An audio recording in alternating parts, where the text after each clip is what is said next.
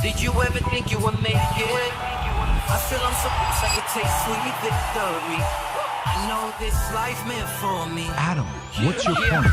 The future looks bright. My handshake is better than anything I ever signed. It's right here. You are a one-of-one? My son's right about I it. don't think I've ever said this before.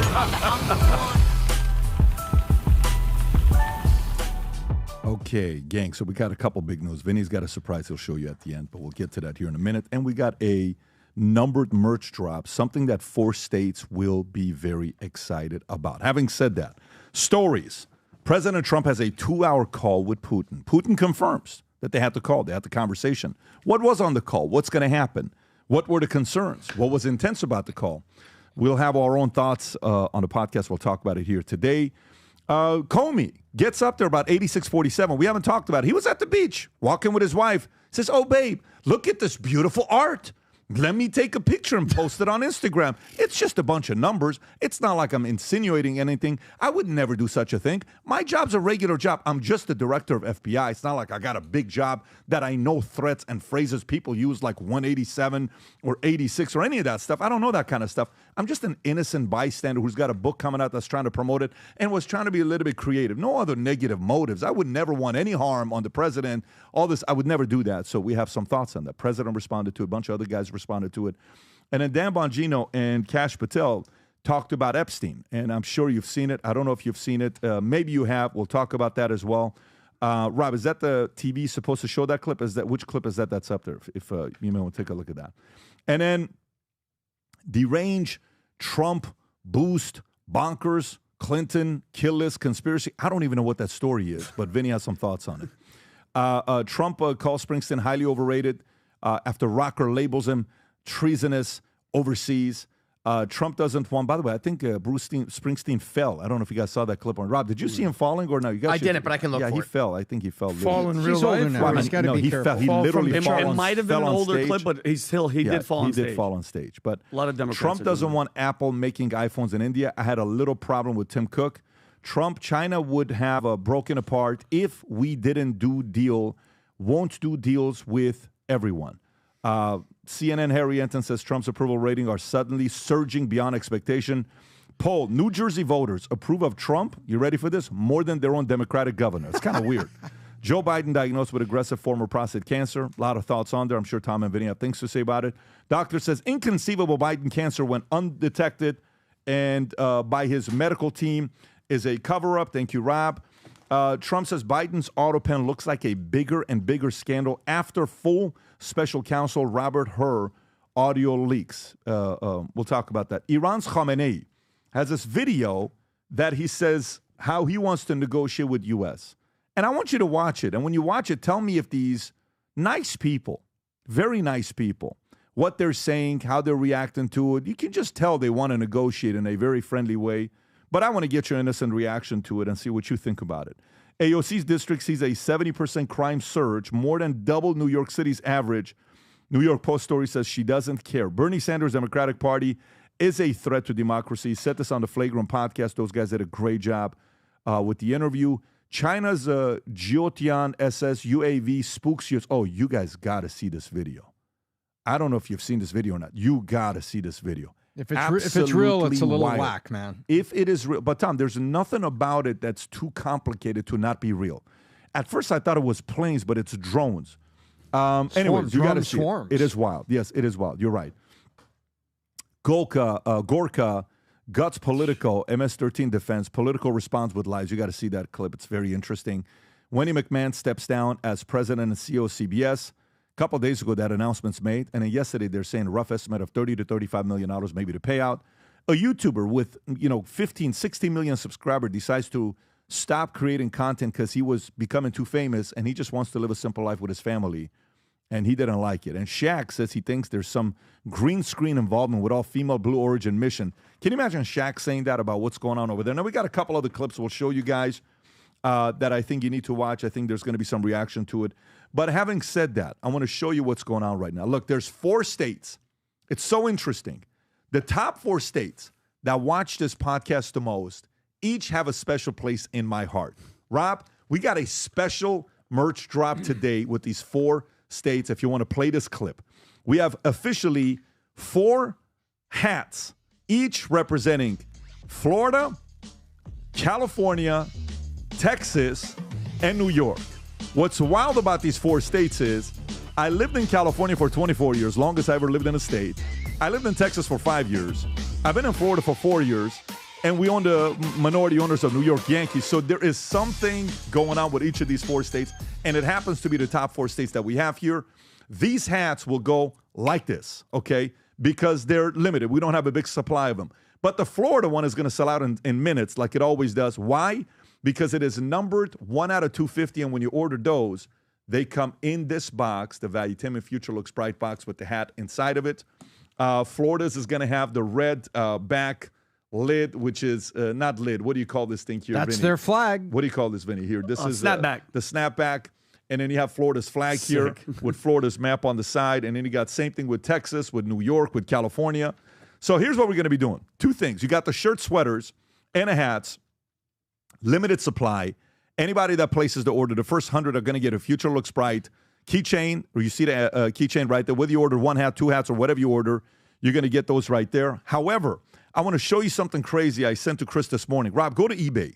Go to eBay if you can, and type in Future Looks Bright. This is absolutely wild. So if you go to eBay, Vinny, have you seen this lately? Future Looks Bright. Look what's there. $400. These numbered hats end up, but watch this, $800 for one of them. Keep going. Okay, keep going. $249. Last one. That means you already sold one. Listen to this. Let it go lower. Watch what happens here with the rest of them. Okay, keep going. It's becoming a marketplace on eBay on some of these guys. Some of them, the super fans buy, they wear it. I absolutely love it. You're going to see me on Jesse Waters tonight. $10,000? Are you serious? But I mean, that's how numbered stuff goes. He's got the 1 out of 250, though. So if you go lower, tonight when I'm on Jesse, by the way, even that backpack, we sold them. It's $2,028 for a numbered backpack. There was only 100 of them. We did limited. The red ones. We'll never do it again. The other one was the Future Looks Bright, the white and the gold, $3,000. Anyways, gang, if you believe the future looks bright, we want 1 million people wearing this gear, sporting it all over the place with the Valuetainment brand. Go to vtmerch.com, place the order. And those of you guys that are in the PBD podcast circle, you were told about this before anybody else, as well as the PBD Entrepreneur Circle. If you join the circle, you get these merch drops before anybody else does. Having said that, let's get right into it. Rob, can you do me a favor and play the clip of President Trump talking about James Comey's post, which maybe first show the post, what it is, and then let's go to it. So James Comey, the former director of FBI, good friends with the Clintons, okay? Very good. Gets out there and posts this on his Instagram account. He's at the beach, 8647. He posts it, and he says, cool shell formation on my beach walk. Then he takes it down. Then he apologizes. Then he says, I knew there was something with it. I am not for violence. I am not for anything having to do with violence. I would never do such a thing. Rob, if you just go to my tweet on the bottom of it, I added his additional explanation to it. And he says, you know, this is not me. I'm not a person that wants to see anything bad happening to anyone. It should come up right at the bottom right there. Beautiful. If you click on the bottom one in the comment section, I added it. Here's what he says. I posted an earlier picture of some shells on the beach walk, which I assume were political message. I didn't realize some folks associate those numbers with violence. I didn't. The former director of FBI says, I didn't realize someone associated those numbers with violence. It never occurred to me, but I oppose violence of any kind, so I took the post down. Great. President Trump hears about this. And by the way, even Comey reacted to this. There's a clip of him reacted. I think he reacted to it first time yesterday. But first, play what President Trump had to say, and then we'll go to Comey's. Go for it. He knew exactly what that meant. A child knows what that meant. If you're the FBI director and you don't know what that meant assassination. And it says it loud and clear. Now, he wasn't very competent, but he was competent enough to know what that meant. And he did it for a reason, and he was hit so hard. Because people like me, and they like what's happening with our country. Our country has become respected again, and all this And he's calling for the assassination of the president. Obviously, he apologized and said he doesn't. Well, he wasn't apologized calling because for he was violence. But look, he's a very bad. What do you want to see happen? What do you want to see happen?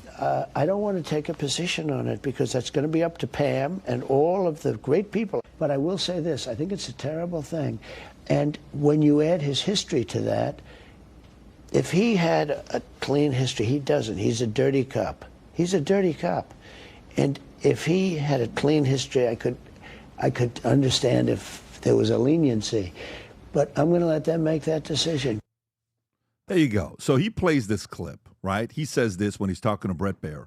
Rob, then he reacts, Comey's clip of reacting when he's being interviewed. And it's just, I didn't mean anything by it. Look at the way he answers this. Go for it.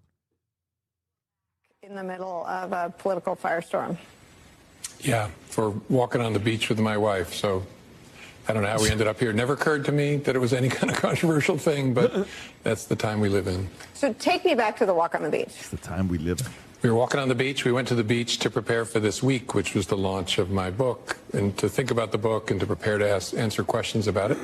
And we were walking back towards the road, and we saw in the sand someone had arranged shells with numbers. And Patrice, my wife, said, why would someone put an address in the sand? And I said, I don't know. And we stood over it, and I said, I think it's some kind of political message. And she said, 86, when I was a server, she did a lot of work in restaurants, meant to remove an item from the menu when you ran out of ingredients. And I said, well, to me, as a kid, it always meant to leave a place, to ditch a place. I said, that's really clever. So then she said, you should take a picture of that. And I did. And I posted it on my Instagram account and thought nothing more of it until I heard through her that people were saying it was some sort of call for assassination, which is crazy. You can pause this at this point. So my question, Vinny, is for you. Who actually believes this? Every single person. Do you really think every single person on the left believes this? 99.5% are like, I don't know about that. Why would, even if they, I'm telling you, the majority of them are like, by the way, they hate for Trump is so much.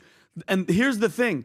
Does he really think us, the regular, average, sane thinking person, thinks that the ex-director of the FBI just so happens to be walking, looks down, and sees 86, the president of 47?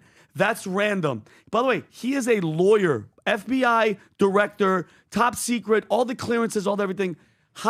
He's a professional BS artist, okay? Lying through his teeth, and he thinks that was going to make people go, whoa, look at this guy. And then we're going to go read his book, which is the third installment of some stupid, whatever, murder mystery. I don't know what the hell. It's weird. It's probably about murder and mystery. But this is my question. This is my question. And Tom, Adam, I'm going to come to you guys as well. Here's a question. Do you think this is about they don't know, or do you think they know and they're glad he's doing it? Because those are two different camps. Maybe there's a camp that's like, dude, I'm kind of with it. Yeah, that's I know exactly what he means. Like, you know what I'm saying? Of course. Me too. I agree. Or is it more, oh, I never knew what 8647 meant. Tom, where are you at with this? I think James Comey is carefully crafted a phrase, and he's absolutely lying. He said, I saw some shells. Yeah, you saw some shells, but did you put them in there? Did you do that? I think he did it. I think he arranged them and he took a picture with it. I think he did it. He was taking a walk with his wife and he did that. He said, I saw some shells, because he doesn't say he didn't do it. He says, I saw some shells. So I think he's full of it. His excuse is full of it. And it's just like, look, when you're in that position, you cannot leave and do like this. This is so below the belt. This is so below. Adam, where are you at? Beyond the pale. So I just posted a question here on ChatGPT I'm going to go to, but I want to hear what Adam has to say. This whole conversation of 86-47, James Comey talking about Trump allegedly, he's either foolish, naive, or the most brilliant marketer right before a book launch. How's his book doing correct that? me if I'm wrong. He has a book that is launching this week. Yeah. And he's the former FBI director. Yeah. And you mean to tell me that you don't know what 86-47 means? Listen, I live in Miami. There's beaches everywhere. I've walked on beaches my whole life. I've never seen an 86-47 in seashells on the beach. So it can mean a couple different things. If you worked in the restaurant, 86 the guac, we're out of guac. All right, there's no more guacamole. Okay, cool. I've worked in bars before. I've been to bars before. Hey, we got an 86 customer over there. He's drunk. Let's get him out of here. Or in the military world, we're going to have to 86 Osama bin Laden, who's Osama bin Laden. All right, that means to eliminate.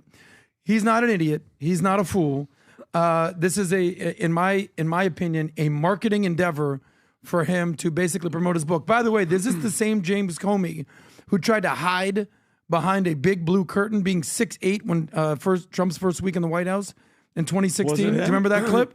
Rob, you have that clip? I don't even know. It's just hit this. Yeah, play this right here. This is Trump's first week in office. Hey, James Comey, come on over here. He's hiding in a curtain. 6'8", walks over to Trump. We can see you, buddy. I think he was fired. Huge. Right? He's humongous.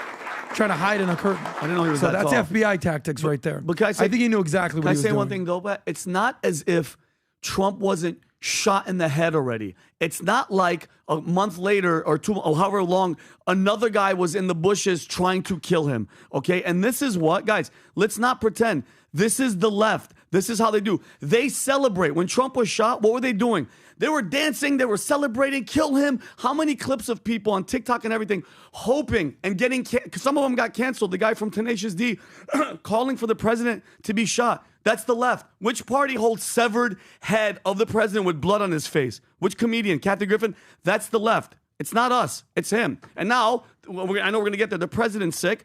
No, we're like, oh my God, the president's sick. We're praying for him. That's not what this party does. He's not stupid. He knows exactly what he was doing. So let me tell you what I just did. Rob, can you do me a favor? Go to ChatGPT, which is ran by Sam Altman, OpenAI. Him and Elon are not necessarily best of friends. And type in the following thing here. I said, if one day I'm thinking about being the director of the FBI, can you give me an idea of what my day-to-day looks like? What things do I work on? Okay? ChatGPT is going to be like, this guy wants to be the director of FBI one day. Okay? So, Rob, both you and I are two candidates right now. They're sizing up to see if we're going to be directors of FBI. Here's what it says. And then I got a follow-up question, which is very interesting. Okay? It says your day-to-day starts off with morning intelligence briefings, your daily threat overview. You'll start your day off with top secret briefings, one national security threats, domestic and international terrorism. Hello, domestic threat. That's a domestic threat that just happened right now. Espionage, cyber attacks, organized crime, situation updates on high-profile investigations, ongoing counterintelligence operations, coordination with other agents like CIA and SADHS, crisis management. If there's an active shooter, terrorist plot, a major cyber breach, or national emergency, you're the front and center in the response. You are the front and center. You may be on secure calls with the president, attorney general, national security. Oversight. FBI has over 35,000 employees. You'll run that. Congressional and public accountability. Boom. Okay, great. Political pressures and independence. The FBI is supposed to be independent, but in reality, you'll constantly navigate political minefields from both sides. Every investigation involving politicians, civil rights. Okay, great. High-level meetings. You'll regularly have these meetings. Great. 7, personnel and policy decisions. You'll sign off on major. Okay, great. Got it. FISA warrants. You'll also need crisis management. Stay calm. Legal and constitutional expertise, political savvy and thick skin, executive level leadership, top secret clearance, no problem. Here's my follow-up question. You ready? Mm-hmm. My follow-up question was, should the director of the FBI know what 86 stands for? Watch what ChatGPT says. If we know what 86 stands for. Let's see if it's going to be the same answer that he gives me as it gives you. Yes, absolutely. The director of the FBI should absolutely know what 86 stands for. Slang's definition. 86 means to cancel or reject, to get rid or eliminate. Okay? Law enforcement, intelligence means it can carry a more serious or lethal connotation. Target was 86, neutralized. FBI context, it continues saying, code of language, street slang. The FBI director oversees not only operations but interagencies. So you know exactly what 86 stands for. Look at this. It even validates it. So yes, green check mark. But yeah, I don't think I've ever seen a green check mark on ChatGPT. This is the kind of stuff. This is the kind of stuff that you do, that you lose credibility. I think Democrats know it. Look, there's Democrats that know it and support it. Okay, meaning what? Meaning yes, take them out. Yeah, of course. There's Democrats. What percentage do you think of actual Democrats, Trump-hating Democrats? Not as big as you think. It's not as big as you think. I think it is. I'm telling you, it's not as big as you think. Well, Vinnie, how big do you think it is? I personally think, and I'm pretty sure Rob and the majority of Democrats, if Donald Trump was shot and killed today. No, that's not the question. What? Assassinated. What percentage of Democrats would want Trump to be 86th? More than 50%. No, I don't agree. Oh, with that. I don't agree with I that. disagree. I think it's high. Okay, but by the way, Where you at? I'm low. You know why? If there was a loss of Trump right now, death, assassination, whatever, God forbid any of it, guess who's president?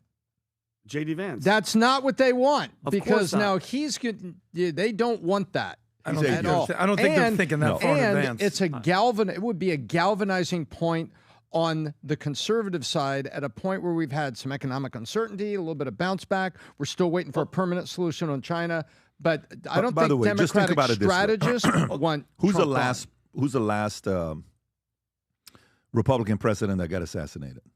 They got assassinated. Temp was JFK. Bush. Oh, No, Republican. Republican. JFK would have been Republican. He would have been Republican today. But Reagan Abraham was Lincoln. assassination attempt. Abraham Lincoln. Okay. And when Abraham Lincoln was assassinated, who was president afterwards?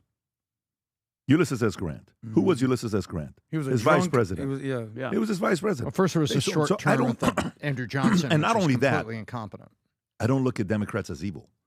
I literally think people are born left brain, right brain, and many of the creative right brains will lean left, and many of the left brain, logical, analytical, numbers, data will eventually lean right. I think a part of it is your upbringing. I think a part of it is your ethnicity, what's been fed to you, affirmations, all this stuff. There's so much power in propaganda. There is so much power in propaganda. Some of it is good, some of it is bad. There's so much power in it. I don't think that's the case. I think this is something where the group of people that didn't know what 8647 means is less than 5%. 95% knows exactly what 8647 means. And the 5% that doesn't know what it means probably wasn't born in America, okay? They were born somewhere else, okay? So they're like, yeah, 86 was a road I used to drive back in, Mexico or Iran or whatever. I used to drive on the 86 freeway. They look at it in a different way. But for the director of FBI to say this, I certainly hope they investigate a little bit more. And the reason why this is a little bit weird, Rob, because what are the president's tweets the next 3 days? First, he goes after Comey. Then he goes after Hillary Clinton and posts this video, this cryptic video on his Truth Social. This one right here. Play the clip. Watch this one here. John F. Kennedy Jr. He was declared the front-runner for the New York Senate seat back in 1999. Days later, his plane crashed into the Atlantic Ocean, and his rival, Hillary Clinton, was elected senator. Okay. Mary Mahoney was a Clinton You White can House pause it right intern. there, Rob. So he posts this. So watch this. Comey, sequencing. Then goes after Hillary, sequencing. Right after Hillary, he goes after who? Kamala. He posts about Kamala, investigating what's going on with Beyonce. I want to find out why you were scamming people to pay them to get their vote. So that is scamming ways of getting someone's vote. So Kamala. Then after Kamala, you go to who? He goes after who after Kamala, Rob? So he goes after, so you got, who do we have first? He goes after Comey first, then Hillary, then Kamala, and then Obama. So you go in this sequencing of events, back to back to back. This is the tweet. Right, according to Newsport, Beyonce was paid $11 million to walk on stage, endorse Kamala, and walk off loudly. Remember, the Democrats and Kamala illegally paid millions of dollars like this illegal elections campaign. Bruce Springsteen, Oprah, Bono, and perhaps many others have a lot of explaining to do. So then the next person he goes after is Obama. Do you have the Obama one, Rob? I can find it. Yeah. Then he goes after Obama. What's he saying? What's he saying? What's he doing? What's he getting ahead of? What's he trying to say? Maybe he knows something. Maybe he got some intel. Maybe he's playing such offense, all roads lead to Obama. Read Truth if you want, public military tribunal. All truths lead to Obama. So you got, then Biden's story comes out, which we hear about. And Rob, if you want to get this one ready, Biden's story comes out. President Joe Biden diagnosed with aggressive form of prostate cancer. Okay? Aggressive form of prostate cancer. Let's see this one here. So, former President Joe Biden, aged 82, was diagnosed with an aggressive form of prostate cancer on Friday, characterized by Gleason score of 9, grade group 5, with metastasis to the bone after doctors found a prostate nodule following increased urinary symptoms, with a spokesperson stating, while this represents a more aggressive form of the disease, the cancer appears to be hormone sensitive, which allows the effective management. President Trump came out and said, Melania and I are saddened to hear this news. recent medical diagnosis. We extend our warmest and best wishes to Jill and family, and we wish Joe a fast and successful recovery. Right? He says this. Rob, what clip is this one here? So I have doctors on both MSNBC and News Nation talking about how it would be impossible for Joe Biden to just find out about this diagnosis today, considering how aggressive the cancer is in the stages that are. Go for it. Go for it. Let's see it. Prostate cancer has spread to the bone that he could have had it for up to a decade, but certainly it's likely. Would it be fair to say it's likely to have had this for at least several years? Oh, more than several years. You don't get prostate cancer. So I just want to stop you. So this is not speculation. If you have prostate cancer that is spread to the bone, then he's most certainly, you were saying, had it when he was president of the United States. Oh, yeah. He did not develop it in the last 100, 200 days. He had it while he was president. He probably had it at the start of his presidency in 2021. Yes, that I don't think there's any disagreement about that. Damn.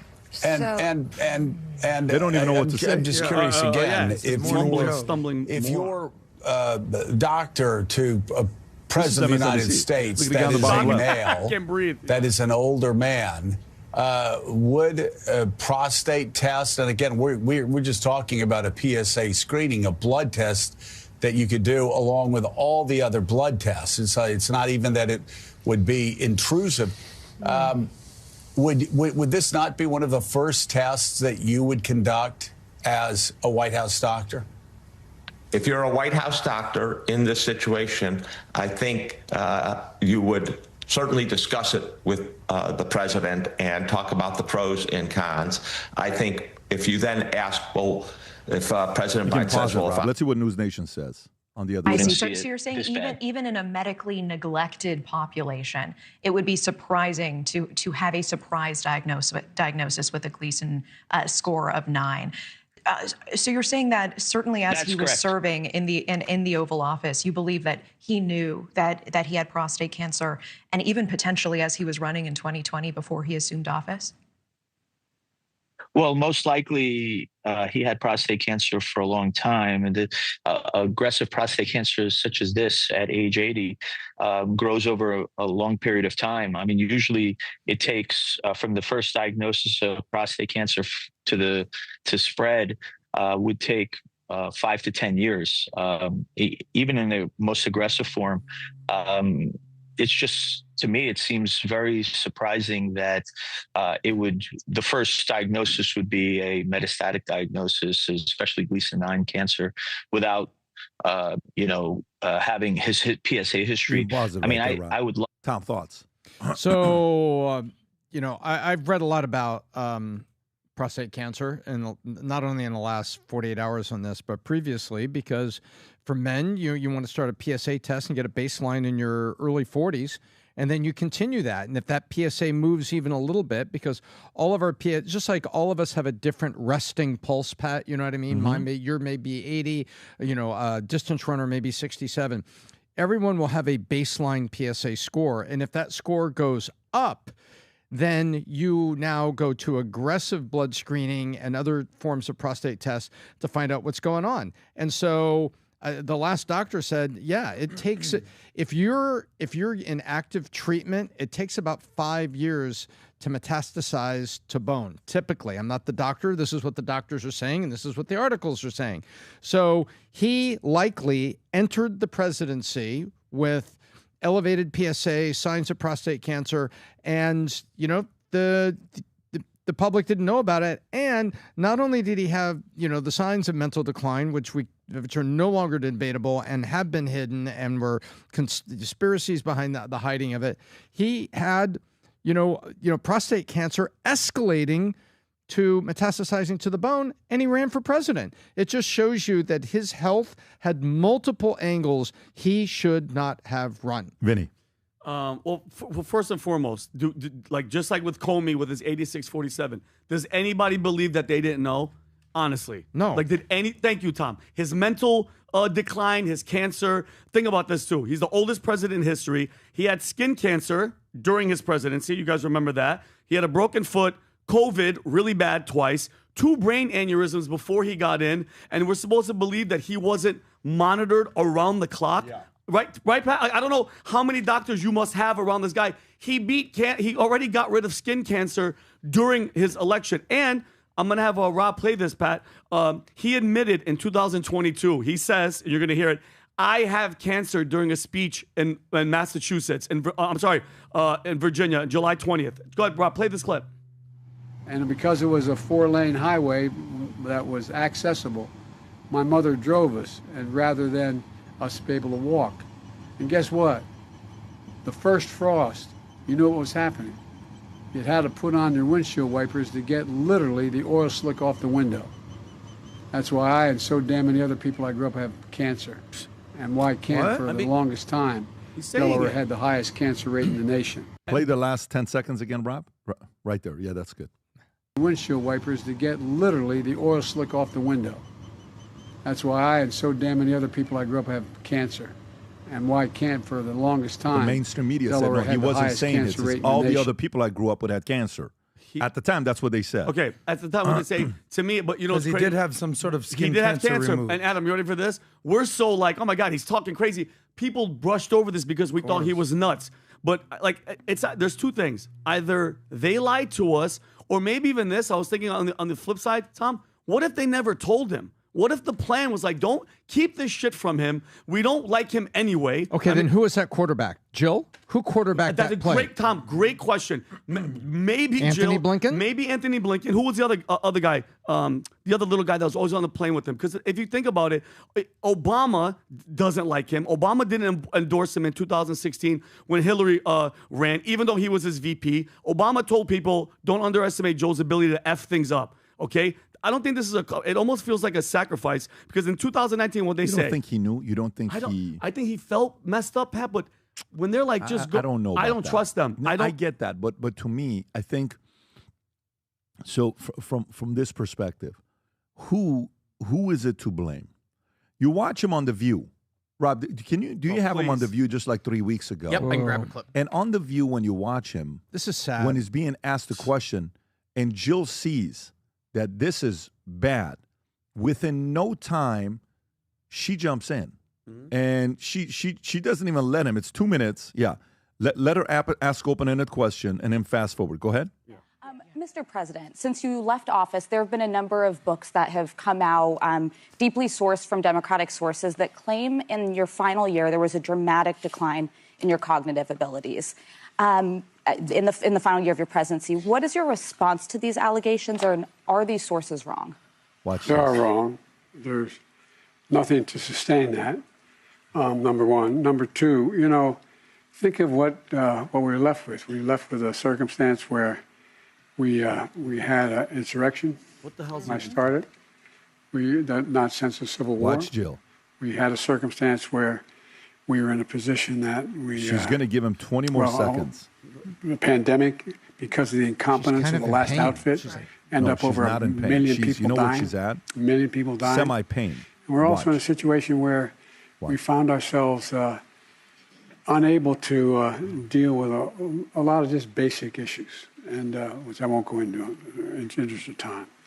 And so we went to work, and we got it done.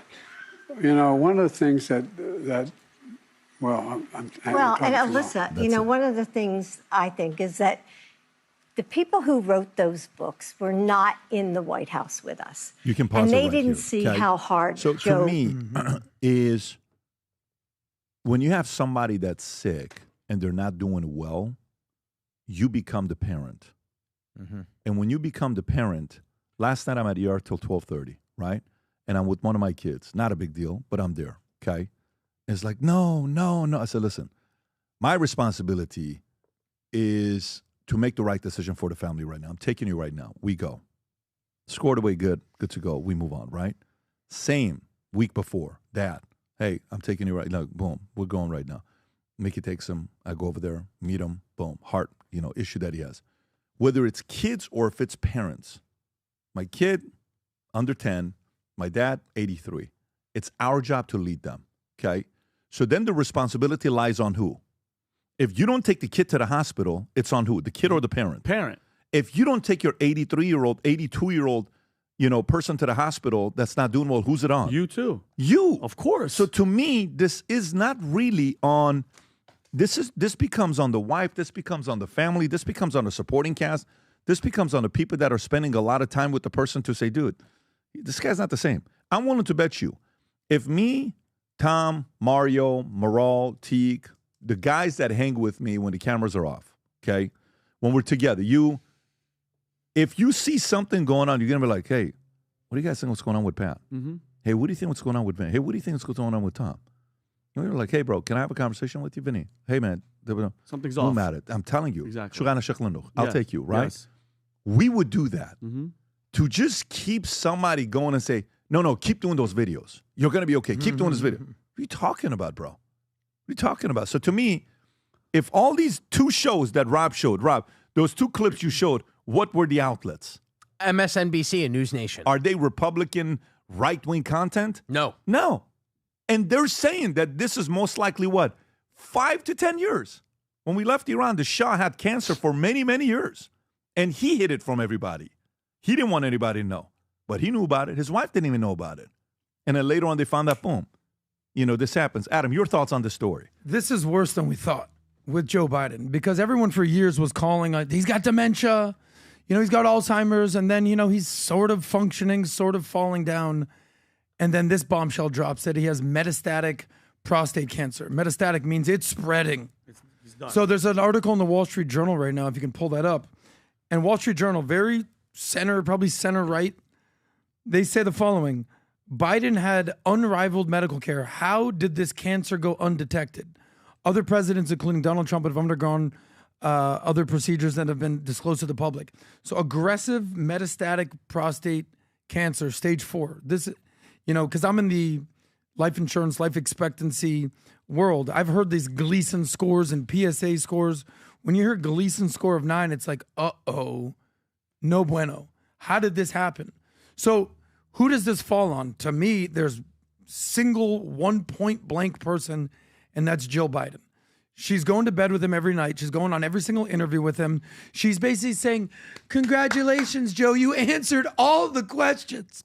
Yeah. After his disastrous debate performance. Disaster.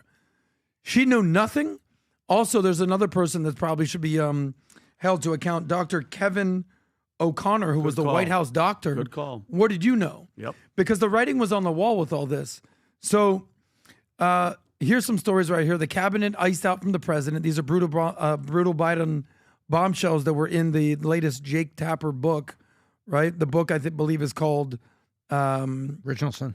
Original Sin, whatever that means, right? It's a good Questioning. movie. Great movie. That's true. Jolie.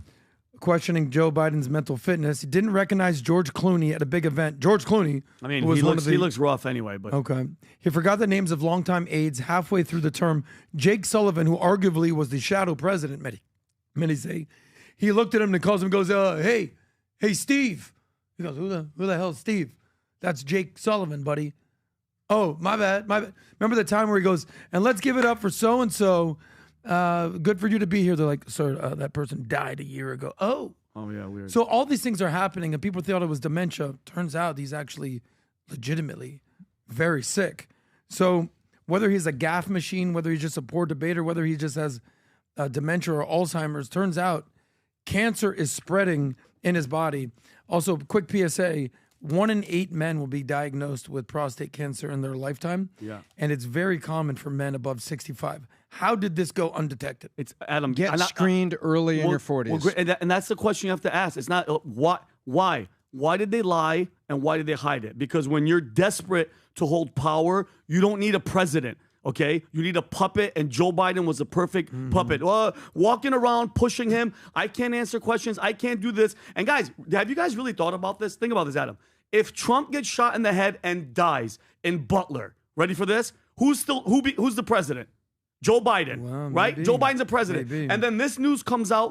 What happens? They invoke Section 3 or Section 4 of Amendment 25, and Kamala Harris would become the president of the United States. So you want to talk about dodging a bullet? Goodness. We bullet because the if they didn't just make that swap before the election. Exactly. But my thing is, Tommy, think about the timeline. June 27th, he gets the debate happens. Biden freezes up. The Democrats like, oh my God. Then all of a sudden, Trump gets shot in the head. He survives. Okay. Then they drop Biden out of the race, and then it's the Kamala time. So we dodged a bullet on multiple, literally on multiple things, and that's why when I say that they want this guy dead, trust me. They wanted him dead, and they would have celebrated the fact that he was dead. But God had different plans, By the way, and God's plan always wins. I don't worry about any of this stuff. Did you see what Trump had to say? What? I actually thought it was like trolling, but he was actually very sober and serious about what he said about Joe Biden, his cancer. He says the following: Melania and I are saddened to hear about Joe Biden's recent medical diagnosis. We extend our warmest and best wishes to Jill and the family, and we wish Joe a fast and successful recovery. I actually thought he was like trolling because I'm shocked he didn't say, what a loser, the oldest, worst president in American history has cancer. So this is actually a very grown-up move by Trump. I think Trump realizes how serious this is. And secondly, when it comes down to stuff like this, listen, I'm talking to Stephen A. this morning. Stephen A. went after Vinnie on his podcast, okay? And he said some stuff to Vinnie. And look, if you're in this world, if you swing, you don't expect to be hit back. You're oblivious or naive. If in the opinion game, if you have an opinion, don't be surprised if the guy's going to react back and give their thoughts on what you have to say. You have to have thick skin. What did it say in the ChatGPT? One of the things about being director of FBI, what do you need to have? A thick skin, right? Yeah. So I think Trump knows the game of fighting, but he also knows, hey, Carter died. We're showing up to the funeral, Melania. Get ready. Get a new dress. We're going there. He knows that part of the tradition. You can like him or not like him. The man is a very traditional, is a man of tradition. When it comes to traditions, Trump is all about it. He knows what you have to do with the traditions. So in those types of areas, he always shows up. You got to respect him for it. And you got to give him credit. The media doesn't. When he walked off the plane in the rain and the media cornered him and said, Ruth Bader Ginsburg has passed away, he stops. He closes his eyes and he says, she died just today, just now? Yeah. And he stops and he puts his hands up and he said, she had an amazing life. And I'm sorry to hear this. Yep. It's in the rain coming off the plane. And so he is traditionalist. I appreciate it. No, he is. He is. And that's why you respect him for what he does. But if it's a fight, he's gonna come after you. Let's go to the next one. I want to go to the next story here. Iran's Khamenei launches blistering attack on Trump after Middle East visit. Okay. Adam, I think you shared this clip with us. Yes. And so here's a clip of Khamenei. And Brandon, we double-checked that this happened on the 17th, so it's not an older video. This is a video from the 17th. He is talking about the Trump and a nuclear deal. So, and there's an audience in front of him. You tell me if this sounds like a noble group of people that you want to negotiate with. Go ahead, Rob. بعضی از این حرفایی که در این سفر رئیس جمهور آمریکا به منطقه مطرح شد لایق جواب دادن نیست اصلا.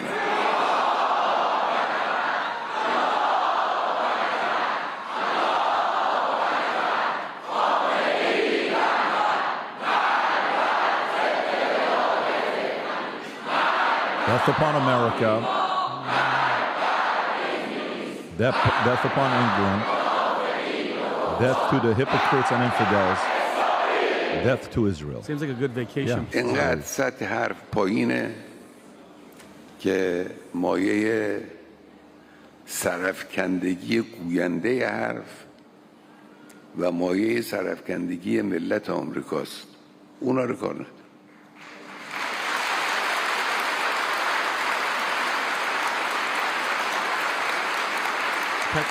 لکن یکی دو جمله رو باید روش توجه بکنیم. ترامپ گفت که میخواد از قدرت برای صلح استفاده کنه. دروغ گفت.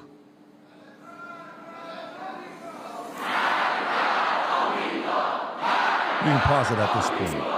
I just read the story from 2 hours ago, 42 minutes ago. Iran's Khamenei slams outrageous U.S. demands on nuclear talks. And he says, I don't think nuclear talks with U.S. will bring results. I don't know what will happen. He doesn't think things are going to get done. Do you know what is the first country to voluntarily give up their nuclear arsenal? Voluntarily? Voluntarily. What is the first country to ever voluntarily give it up? Was it Iran? South Africa was the first one to do it. They were the first ones to come out. You know, when it comes down to something like this, I got a lot of thoughts here, but I'll go to Adam first. Adam, your thoughts on the story here. Well, listen, rule of thumb, when someone tells you who they are, believe them. What are the chances that they just said that chant, death to America, death to the infidels, death to England, death to Israel, basically death to the West? What are the chances they said that for the first time? All in unison. Something tells me, PBD, they've been chanting that nonstop since 79 for 45 freaking years. And this is what you're dealing with here. So when someone tells you who they are, believe them. There's two different approaches that they're thinking about with the Iranian regime. There's, let's bring them into the global community. Let's bring them into the fold, and let's try to make them part of the world order of the community of nations. Okay, there's that. We saw that Trump just went to the Middle East. He met with Saudi, he met with Qatar, he met with UAE, he met with different leaders. Obviously, he has for the most part, good relationship with Bibi and Israel, but despite what people say. So then you have the second camp that's like, you cannot negotiate with these people whatsoever. We talk about indoctrination, we talk about Islamism, we talk about jihadism. This is the tip of the spear for all of that. Who's funding? Who's the big boss of terror around the world in the Middle East? Well, it's Iran, is it not? The Houthis, Hamas, Hezbollah, Islamic Jihad, all over the world. Who's funding this? This is Iran. So the question is, do we try to do a nuclear deal with these people? And then the last time we do, whether it was an infusion of cash, how many $1 billion? Or do we not try to do a nuclear deal with these people and let them get a bomb? What do you think? In my opinion, you cannot let these people get anywhere near a nuclear bomb or nuclear weapons, period.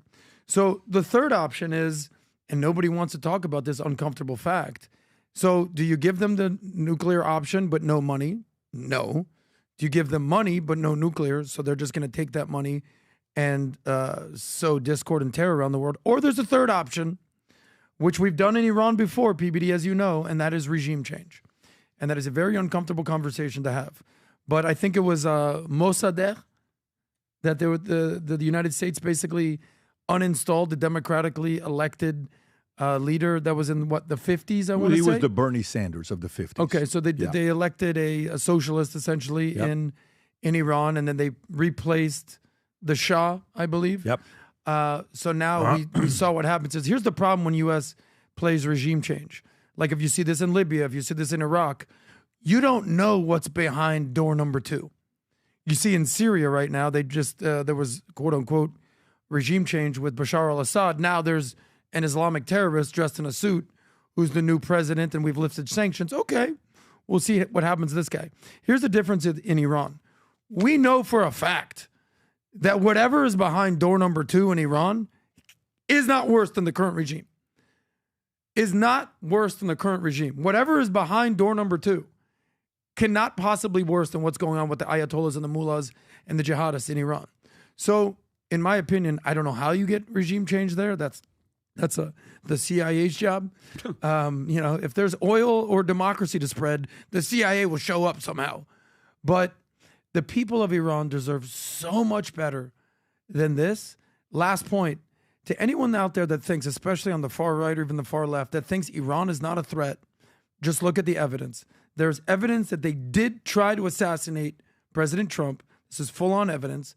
They've attacked U.S. military personnel. U.S. soldiers have died by secondhand or even firsthand Iranian threats. So anyone thinks that they are just a, casual Middle Eastern threat, that they don't have big jihadist intentions, you get another thing coming. Tom. Yeah, I look at this, and the red line that the U.S. wants to keep right now, it says there will be no uranium enrichment. That is the red line. These people, look, why do they want that program? They want that program to do exactly what they say they want to do. And it's horrifying. It's horrifying for the Iranian people that are there. I'm not talking about the radicalized people that are there. That's not the whole population. There's a lot of people over there that are living under this umbrella, and it's tough for them. And you can't allow it. You can't allow them to sow terror. Number one, you got to stop that. And then you can't allow them to enrich uranium, because you know what they're going to do with it.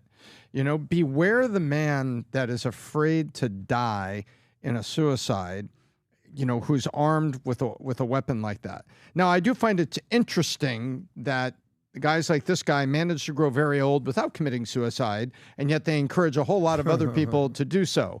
I find that irony to be a little interesting. But bless our martyrs. Right. Vinny. I mean, how do you deal with somebody that's saying stuff like what we just saw? But by the way, I know it was bad. I didn't know it was that bad. But I mean, instead of war, what do? Instead of literally going in there and bomb, you can't just go in there and bomb them, because that's not, especially not with diplomacy. That's not what Trump is about. You got to keep them isolated economically, right? Hard on sanctions, all that stuff. Pull their funding. I'm. What else do you do to stop these people? Because that's not going to stop. And if there's any way for them to get into this country, to do something bad to this country, they would do it. So what's the solution without war? That's my question. I don't know. What do you mean? Like how so do we think war is maybe needed in this one? No. I don't want war. I don't want them to have nukes. If somebody's saying death to America, death to the infidels, that type of rhetoric from the leader, something has to be done. But I don't want it to be war. Okay. So what my question is, how? But on top of Pat aiding internally to have a resistance, because it has to be the people, right? They have to do something for themselves. Am I right? Meaning the people, the actual people that aren't brainwashed like that want to kill America, see America die. I mean, what Trump is doing when he goes to the Middle East, he's trying to show everybody, guys, we can do. Trump said, I'd like to see people being able to do business in Iran. It's 80 million people that you have access to. Why not be able to do business with them? Well, you can't, because of people like that are preventing others of being able to go there and do business. Who can go do business with those guys? It's a different situation. So, it could get very, very nasty what takes place. I'm watching a couple different clips, Rob. If you can take one of these clips, take the one that says 72 women in heaven. Have you seen this one? I don't know if you guys seen this clip or no. Vinny, have you seen this clip? No. So this young girl asks a question, virgins? I haven't seen this. and says, "Hey, if men go to heaven, then they get 72 virgins. What do women get?" It's a very fair question. Go ahead, Rob. My mother says that in heaven, by Muslim, men get 72 women, good. But in Christian, we go to heaven with our family.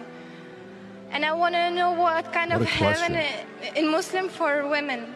As far as the question is concerned, that if the men go to heaven, they'll get 72 hur, that beautiful woman. What will the woman get? The same question was asked to Hazrat Aisha, may Allah be pleased with her, who's the wife of the Prophet. So the wife of the Prophet replied that the woman will get that which your heart hasn't desired, what your eyes hasn't seen, what your ear hasn't heard about. That means, inshallah, you will get something equal. What your heart hasn't desired, what your eyes hasn't seen, what your ear hasn't heard. 72 Prada purses. That's what he should have said. You're going to get 72 Or maybe Prada you get purses. 72 dudes. I actually cannot follow that theologically. I can't either. I don't know Can what you he go means. back? I'm trying to really understand. This is a pretty... I'm not making jokes. No, I I'm not honestly either. don't understand. I'm trying to get smarter with this. Go ahead and play that clip. No, go a little bit further down, Rob. No, down, the other way. Yeah. Other way. Keep going. It's from the part that says when the women... Right, pray from right here. The same question right there. Yeah. The same question was asked to Hazrat Aisha, may Allah be pleased with her, who's the wife of the Prophet. So the wife of the Prophet replied that the woman will get that which your heart hasn't desired, what your eyes hasn't seen, what your ear hasn't heard about. That means, inshallah, you will get something equal. What your heart hasn't desired, what your eyes hasn't seen, what your ear hasn't heard. What does that mean to you, Tom? I actually, I was trying to look up a separate verse and see if I could correlate it. I don't know. What does that mean to you? What he's talking about. It says that you will get what your heart hasn't desired, what your eye hasn't seen. So you're going to get something mysterious that you don't know about. What if she doesn't like it? Because your heart hasn't seen it, your eyes hasn't, and your ears your haven't eye heard hasn't it. seen it, your heart hasn't described it, hasn't your Desired heart it. hasn't desired, your eye hasn't seen, your mind hasn't. Your ears haven't heard. It doesn't make any sense. I right then and there, I would have been like, okay, this guy's full of it. You're going to get something that your heart hasn't desired? Then how do you know that you're going to like it if you haven't desired it? Because the men want virgins because they desire these women that haven't been touched and that are clean. And then you want something that your ears haven't heard. Now that is a horrible sales pitch for women to get to that heaven. It's ridiculous. Well, I'm not sold. Look, I'm being actual serious. It's hard to fight someone that values death more than they value life. And that's what these jihadists actually believe. The whole phrase is, there'll be peace when your children value life more than they value death. Because when you value death and you're just thinking of paradise and you have this 72 virgin, theory, which was basically exposed by this woman. She's like, yeah, well, if I go to heaven, what do I get? Mm-hmm. And he's basically like, I don't know, whatever your heart kind of doesn't desire or want or whatever that weird interpretation was. But the bottom line is this is what leads to jihad and martyrs and suicide bombings and terrorism and basically a lack of care for civilians and civilian life. And this is what leads to what we've seen go on in the Middle East. Now, there's plenty of people at fault here. Nobody does not have blood on their hands, including the U.S., including the Israel, including Saudi, including Iran, including Hezbollah, Hamas. Everyone's guilty of a little piece. But this is the core belief that is the centerpiece of the biggest issues in the world today, in my opinion. And it's a very interesting correlation. I go to the Bible, 1 Corinthians chapter 2, verse 7. Says, we declare God's wisdom, and there is a mystery that has been hidden, and that God has destined for our glory and our benefit, and he did so before time began. Because no eye has seen, no ear has heard, and no human mind has conceived the things in heaven and what God has prepared for those who love him, an eternal blessing. So they're talking about the richness of heaven in a positive sense. And I find it very interesting that whatever he's quoting, I'm not familiar with that, but I find it very interesting that God's talking about a great blessing and you cannot even imagine what I have for you. The same thing we say to our kids. You have no imagine what the blessing I will put on you, if you're going to behave and you grow up properly. That's what God is saying to us. Mm-hmm. This I don't get. Yeah. Yeah, but when I think about this and I think about negotiating with someone that has very differing values than you, who wants you dead, at least the part you got to respect about Khamenei is he doesn't go to Bandar Pahlavi or whatever the name is today and walk on the sand and put 8647. He just says, death upon America. Straight up. Right. James Comey plays games. Yes. Khamenei talks to you straight up. Yeah, you got to respect it. that. Yeah, there's a part of it that's admirable that they do it that way. But we do have different values and principles. We just do. We don't have similar values and principles. And I've been sent a lot of different things lately. I want to show this other clip, Rob. If you can play this other clip that we have on Western society of what our ideologies are versus, some of the others. The way we work in a different way. When I lived in Iran and you would go to church, you had to be very low-key, very, very low-key. You couldn't be loud about it. You couldn't be, going out there in the middle of the street, John 16, Jesus is coming. You're not going to pull that off in Iran, right? Here's, Rob, the clip about the guy that asks why Muslims move to non-Muslim countries. Have you ever heard this clip? No. It's a great clip, Rob. And by the way, again, I love this guy sounds like an intellect, and the way he's describing it is actually very interesting, but not this one, Rob. It's the other one that I gave to you. If you go to the third one, it's the fourth one. It says why Muslims move to, I don't know if you see it or not. It's the clip I just texted you, Rob, if you want to take a look at it. No, it's all good. If you play that one, it's with Jesse Lee Peterson. Got it. And he's asking this Islamist, why do you live in a white Christian country and not in your country? He's so honest about it, But I think it's good for the audience and for you to see. Here, watch this, Vinny. You live in a white country rather than your own country. You live in London there. Why do you live in a white country? I'm sorry? It's not a white country because I want to tell people about Islam.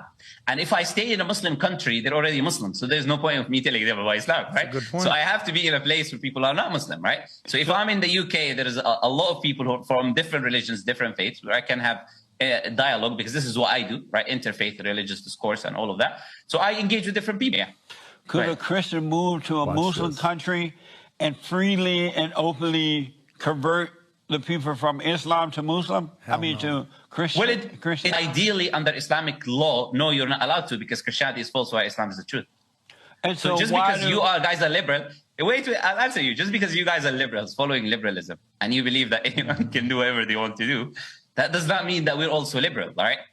We don't allow harmful ideologies for our children. We don't allow these harmful ideologies to infiltrate into our people. When tolerance becomes a one-way street, it leads to cultural suicide. When I am able to fly to Saudi Arabia with my Bible in hand, with my cross around my neck, to go to Mecca and go to a church, then guess what? We're good to go. But until that point, we have to understand the objectives and the goals that Islam. Just because you guys are liberal. liberal. Pause it right there. What do you think about that, Vinny? He's right. What he's basically saying is we're trying to spread and we're trying to basically spread our thing everywhere else, but nobody could come here to do it. That's like some invasion shit. Tom. Like we want to come to you. You can't come to us. I'll tell you what I feel about this. He is making fun of our liberalism. It gives him the enablement to come and proselytize in the U.S. And ideally, Christians are not allowed legally and under religious law and under the laws of the country to go in and do it. And he laughs at us. So to the American liberal, he's laughing. Liberalism. He chuckles when he talks about it. You know what that means? That means the Jews and the Christians die first, and the liberals, the useful idiots, you die last. That's the way this works. Adam. Well, Osama bin Laden had a very famous quote, and the quote was this, and I was talking about this earlier. He said the following. Do you hear helicopters? No, that was something else. He said that too. Adam, if you don't have your call, no, here it is, right here. He says, "We love death. The U.S. loves life. That is the biggest difference between us." Again, we talk in America about we have a lack of hero-making machine. Who are our heroes these days? Who are we looking up to? Who should, the girls are looking up to Cardi B and they're looking up to Megan Thee Stallion, and the guys are looking up to some questionable people. But in the Middle East and Islamic countries, the hero-making machine, in many capacities, they value the martyrs. There's something called pay for slay, where if a son commits suicide and takes out people with him, they get bonuses for the more people they kill. So the hero-making machine, have you ever seen these murals of terrorists in Gaza or the people of Hezbollah or ISIS? They put up murals of terrorists. Now they'll argue, there it is right there. One man's terrorist, another man's freedom fighter. Okay, well, the definition of terrorist is the intentional killing of civilians. And I feel like they're doing a great job of that. By the way, just a little fun fact, how many Muslims in the world? So there's about 2 billion Muslims. There's a little over almost 2.5 Christians. So Islam is quickly becoming the number one populated religion in the world. Now, I want to be very clear on this. The majority of Muslims are not jihadists or Islamists at all.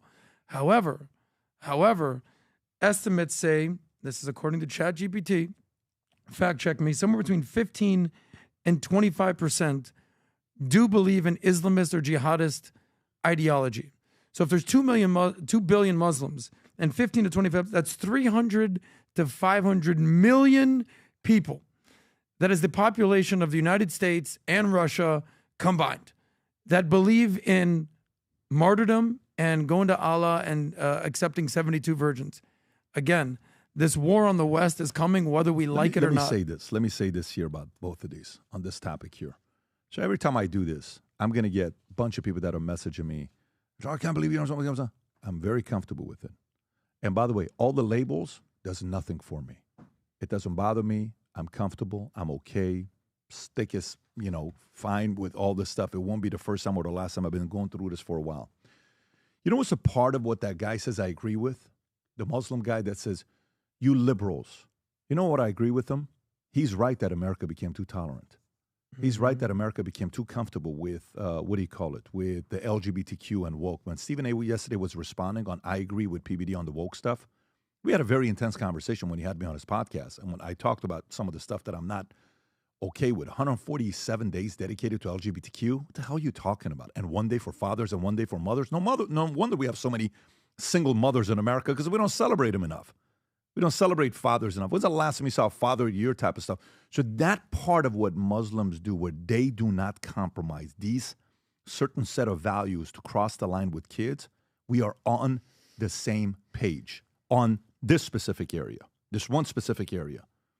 But the other area, Sharia law and all this other stuff that comes with it, and how extreme they are, and them coming over here, and America's like, yeah, it's okay, it's okay, it's okay, it's okay, it's okay. Yeah, no, listen. I saw this chart, Rob. I'm going to send it to you. It shows the world's largest religions from 1949 till today and how it's grown, okay? If you play this clip, Rob and Tom, if you watch this one, Tom, it has Hindus in it. It has everything in there. Let's stay focused, guys. If you watch this one here on what's going on, yeah, zoom in a little bit and watch this. Zoom in and just let it play. Press refresh. And do me a favor, go back, Rob. Refresh and see who's at the top before we go. So pause it real quick. Okay, so look at the right there. Christianity was, by the way, 39%. So 39%. Islam was a little over 15%. Hinduism, if you want to write some of these numbers down, Christianity 39, Hinduism's 14, Islam was about high 15s, right? And then Buddhism and all this other stuff. Now, let it play. In Judaism, by the way, it's very important to look at the number of Jews. You got 0.51%. Christianity was 39%. Islam was roughly 15%. Okay?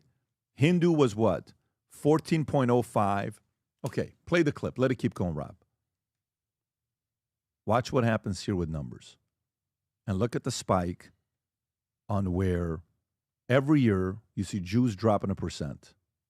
Do you see it? Went from 0.51 to 0.49 to 0.4. They get smaller and smaller and smaller and smaller and smaller every year. So it's not going to be popular with a lot of different people. Christianity, every year, smaller and smaller and smaller and smaller and smaller and smaller and smaller.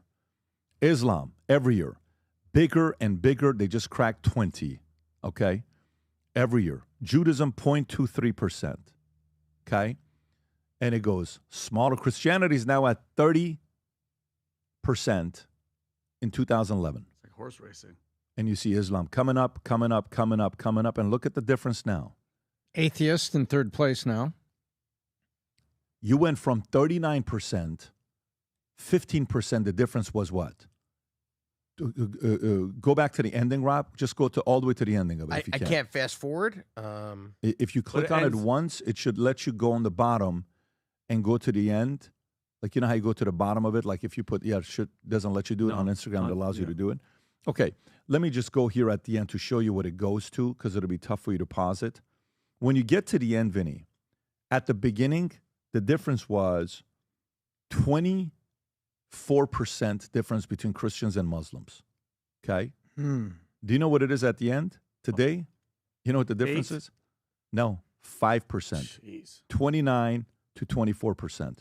Rob, I'll send this to you if you want to just put the screenshot up there for people to see. What does this say? From a competitive standpoint, as a guy who's a competitor, you know what I say? Good for them. You're competing, you're out producing kids, and you're converting, and you're sharing your message. You're playing offense. Judaism went from 0.51 to 0.18%. When they say, like, hey, you know, they're getting small, they're taking over. They're taking over the world. 0.18%. The Islam's change, 0.26, beats all of Jews around the world. Just to kind of put that in perspective. Christianity went from 39 to 29. Islam went from 15 to 24. The gap is 5. That's 2023. At this pace, they'll be passing it up in no time. And they want to bring that message to a city near you. They want to make America like Dearborn. Maybe some of you guys want that. Maybe to some it's okay. But the reason why America excelled so good, and next year we're celebrating 250 years, was because if you came to America, you came here for the values and principles. You didn't come to America to change it. I came to America saying, I freaking love this country. All this stuff that you guys gave me, I want to freaking support it, and I want to lift it up. Let's go. Others come here and they're like, no, we're going to make this like our country. And unfortunately, some people, even on the independent and the conservative side, they sit there and they say nothing because they're frightened. They're scared. What if? What if this? What if that? When that score is 35-25, and now we're behind 10, and your life is changing, and in the school, it's not about LGBTQ. The school changes its laws to have it being ran by different, sects on the Muslim side. In America, then it's too late. You can't turn on. UK, London, you know what's going to take to fix London? UK? What is it going to take to fix UK? What do you think? Revolution. What do you think is going to take to fix UK, Tom? They're finished. They're done. It's going to take an amazing resurgence. How do you do it? Jesus Christ has to come back. He literally has to come back. They're done, Pat. They just ain't where the Pakistani rape gangs were. They just named the mayor Rottingham or something. It's a female Muslim chick. Did you see it, Rob? She put the new mayor Rottingham or something like that. Of what? The city? Of the city. There's one girl that somebody was just named the new mayor. Carola Schutten is the current mayor of Rotterdam. Let me check. Was elected October of 2024. What are you thinking? They're taking over. It's over. It's over. Oh, this is it. The mayor of Rotherham, Rob. Rotherham. Mayor of Rotherham. Rotherham mayor. She's on. It's on X. Okay. Rotherham mayor. That's the new chick right there. Put that. Yeah, right there. That's the new mayor. Boom. That's her. They're taking over. It's over. It's a wrap. Like, by the way, again, from a competitive standpoint. Yeah, good. But I have so much respect from the competitive standpoint. But from the other side, if you think you can sit there and negotiate with Iran, specifically Iran, on what Khamenei is not MBS. Don't get it twisted. Khamenei is not MBS. They're not in the same level of people. He is not MBS. Can I ask you one question? Yeah, sure. That number that you're showing is staggering. It's inevitable unless something major happens that they're going to take over. Then at what point does it get to where they're going to be able to vote? Do you think that this will happen? A Muslim president of a Christian nation. When does that happen? Do you remember who was the first Catholic president we had in America? It was JFK. JFK. Wasn't it? Prior to JFK, what did America say? Roman Catholic. That's headlines. Right. Roman Catholic to be our president. Yeah. Prior to being a Roman Catholic, what did America say about a Catholic becoming a president? It would never happen. It would never happen. I was watching Godfather last night. Oh, yeah? Yeah, before running out. Yeah. And you know what the part is? Where he's sitting there with that guy that comes, and so you want the gambling permits, to be renewed. Yeah. Not only do I want you to pay the $20,000, but I need you to also pay this, and that. And guess what? Don't you ever call me. I don't like your type. I don't like people like you. Mm-hmm. You come here from Italy, oily hair. Don't you ever call me, right? And I need an answer tomorrow. He says, hey, just want to let you know, I don't have an answer for you today. Yeah. Number one, not only will I not pay you, and I will not pay the $20,000, but I want you to pay. And he walks out. Yeah. Oh my God, how you doing? I didn't know you guys. Okay, guess what? They said they didn't like his type, but John F. Kennedy became president. Mm-hmm. A black man will never be president. A black man became president. And his middle name is what? Hussein. So Yeah, we've Christian already guy. kind of have had a Muslim president, if you think about it. I don't know what other way to put Hussein. Barack Hussein Obama. Yeah, he's a Christian. So if you go from there to now saying we won't have it, I think it's around the corner. Very likely. I think we're a few decades away, but we'll get there the way it's going right now. If they allow this to continue. I don't see them stopping it. That's why what Trump is doing right now is so important. He's basically making friends in certain countries in the Middle East, but also calling out the people that we need to basically keep an arm's distance with.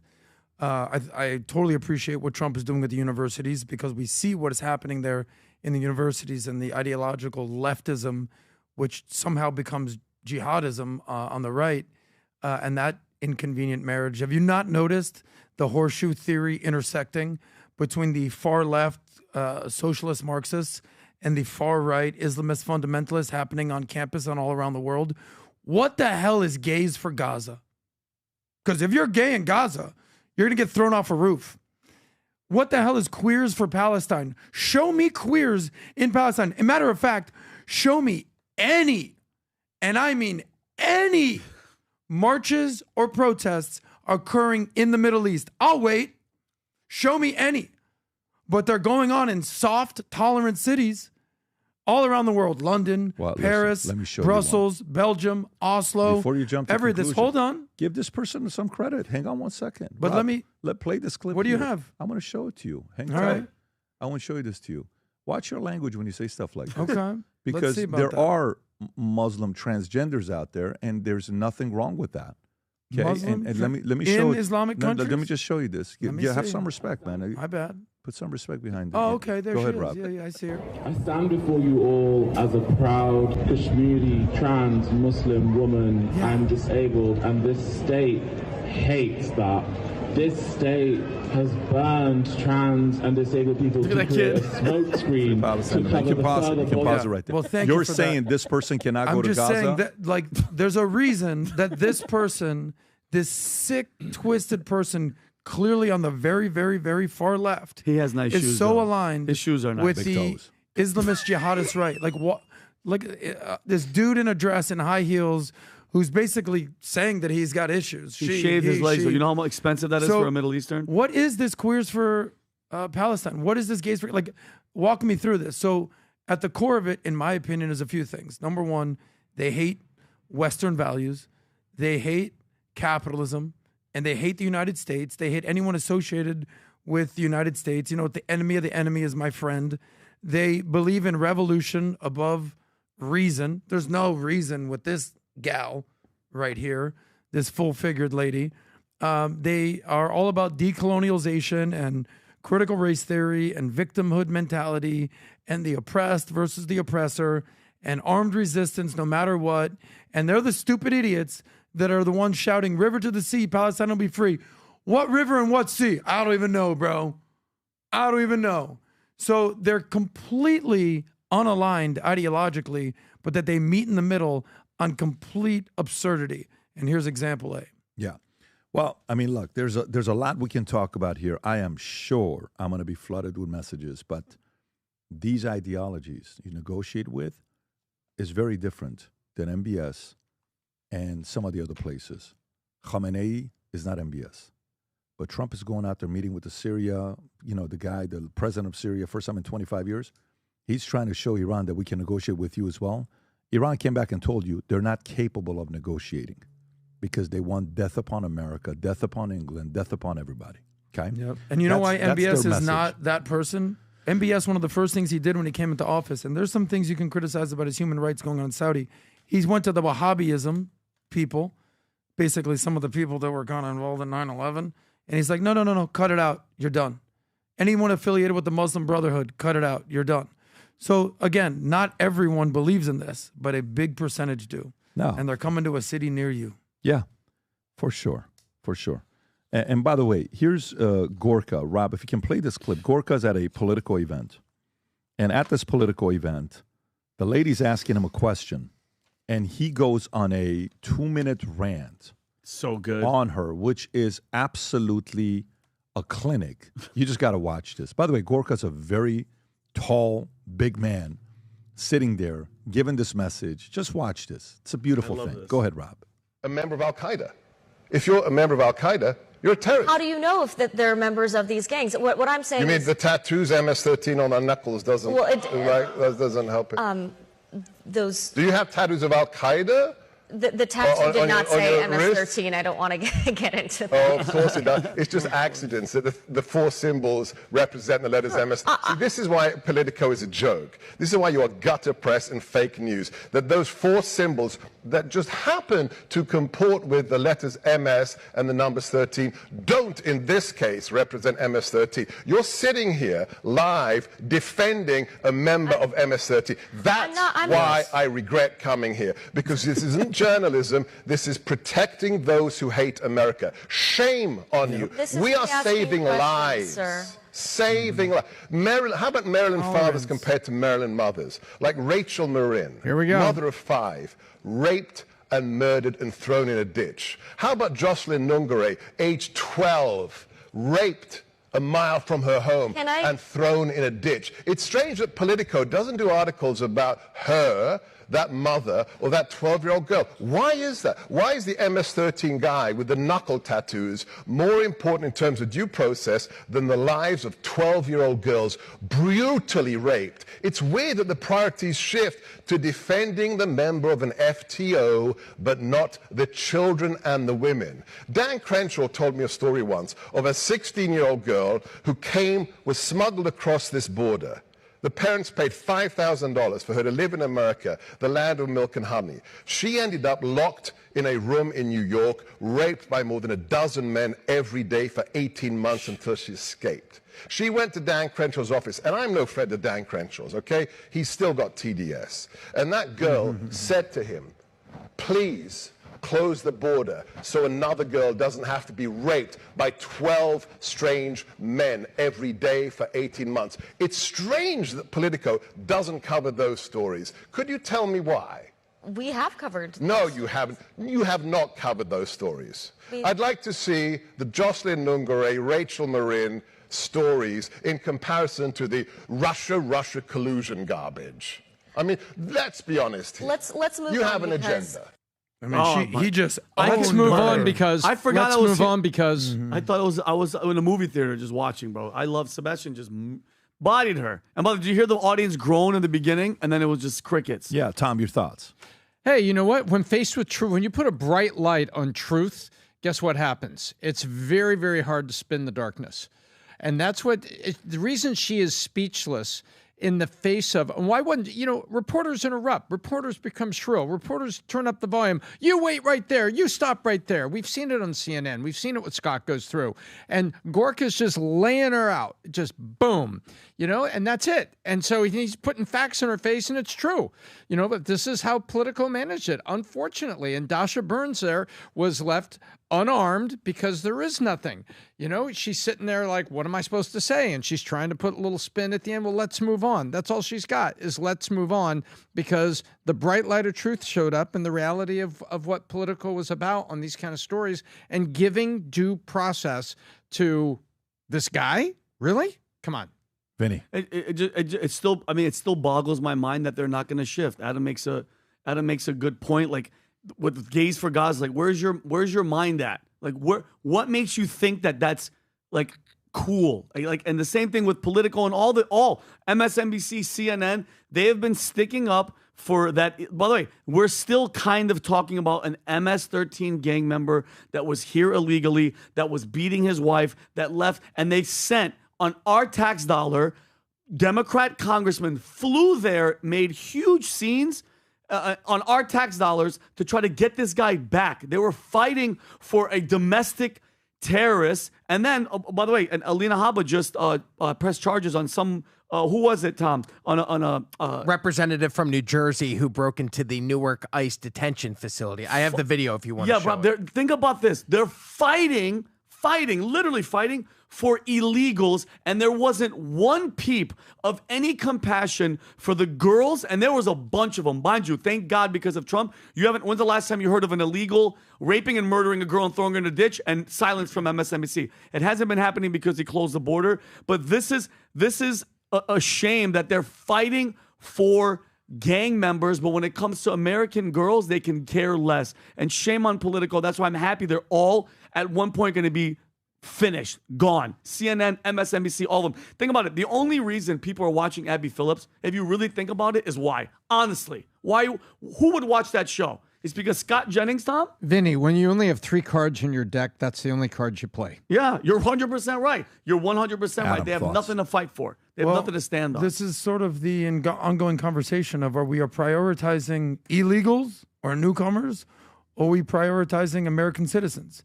There's been an ongoing debate of the left and the right, and which clearly Trump won, of why the hell are we keeping this border open, or why are we giving money out to illegal citizens? Why are we giving health care to these people while we're basically treating our own citizens as second-class citizens. You know where it's the most poignant? The most poignant are in the inner cities like Chicago. Have you seen how frustrated African-American, Black Americans are with their government? They're like, what do you mean that you're providing these illegal immigrants with money? What about us? Yep. The maddest people with the most What is this clip, to say Vinny? are African-Americans in inner cities like Chicago. They are fed. What is this, Vinny? This is LaMonica McIver. She is a Democratic representative from the state of New Jersey. This is her pushing an ICE official trying to break into the ICE detention facility, and now she has been charged by the state of New Jersey. Let me see it. She's, according to reports, she's the one in the red.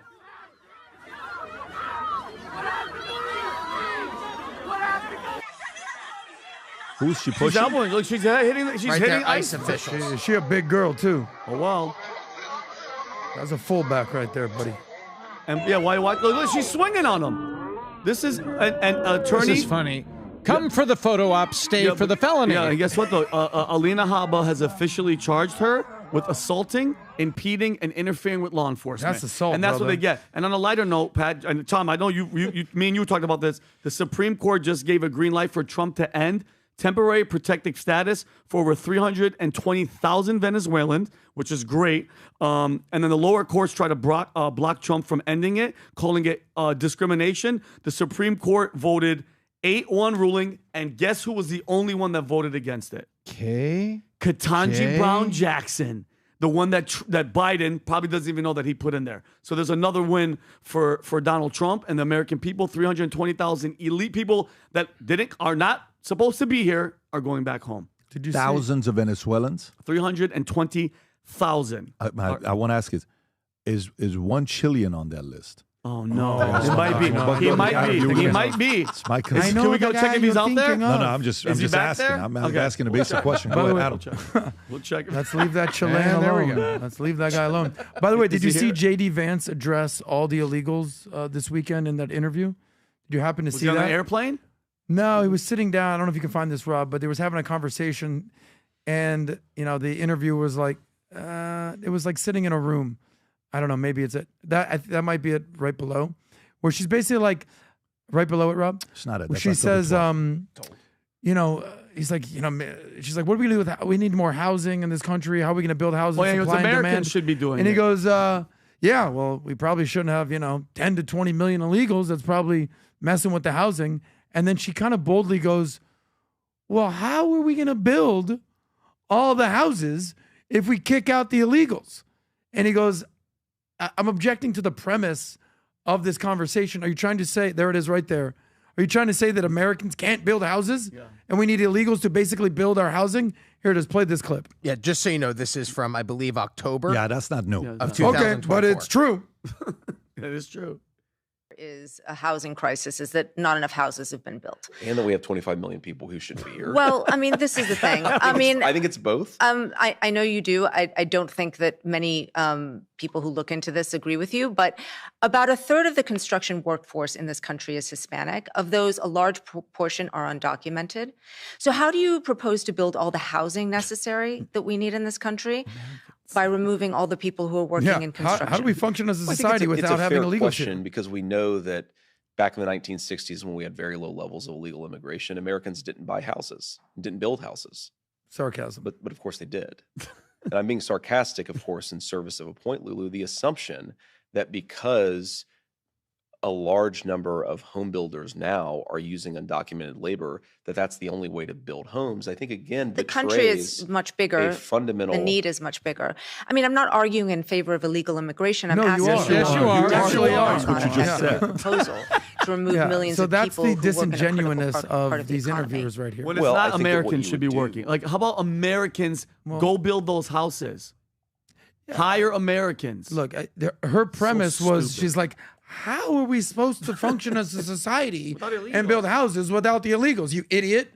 And he's like, because So we've you done opened it the border before. because you needed a house? Yeah. So, well, let me show this. I mean, obviously, when you're seeing stuff like this, common sense is going to prevail. By the way, it's interesting seeing the race right now between Florida, California, Texas, and New York cats. Okay, What's it's going on fire. Can I guess who's number one? Who do you think's number California. one? Well, number one is for the merch, for the hats, the VT merch. I'm going with New York. Remember, the Florida ones are limited out of going with 250. New York. All the other are limited supplies. The Florida ones are 99. The other ones are 34. Okay, so I'm going to say But Cali. even with that, let me tell you who's number one. Number one right now is Florida. All right, like Who's I number said, two? Florida, baby. Number 2, Cali. Cali's number 2. Who's 3? Texas or New York? Texas. Texas. Texas is 3. Yeah. And New then York is like Hey, New York, wake Come up. on, Smell the New coffee York. over You here. know, it's East Coast. California's just waking up That's right now. right. California's just 7:30 waking New up York. and they're Where you beating at? New York. I'm walking Pride. here. And by the way, a lot of other states are saying, hey, man, how about us? Yeah. How about us? If we get a lot of emails from different states, we will entertain other states. Right now, we're just targeting the 4 states that watch the podcast. How about New Jersey? They like Trump more than they like their own governor. They do. But I want to go to this video that came out that's been retweeted all over the place. I think Elon also retweeted this about Chinese new plane. Okay. SSUAV spooks U.S., challenges its air superiority, but can it outfly latest air defenses? That's the question. Economic Times, Rob, if you got this clip here to show that new China plane that is on there. I think maybe even I retweeted it, but if you have it, just kind of share it. It may not be on my but you should have it in the notes. I have it. So China's SSUAV, a super high altitude drone with 15,000 ceiling and 4,000 kilometer range, capable of carrying over 100 small drones or 1,000 kilogram of missiles, is set to undertake its first mission by June end, raising concerns in the U.S. about its challenge to its air superiority. Rob, if you want to play this clip, this is what it's capable of doing. Vinny, take a look at this. Scary. Watch this.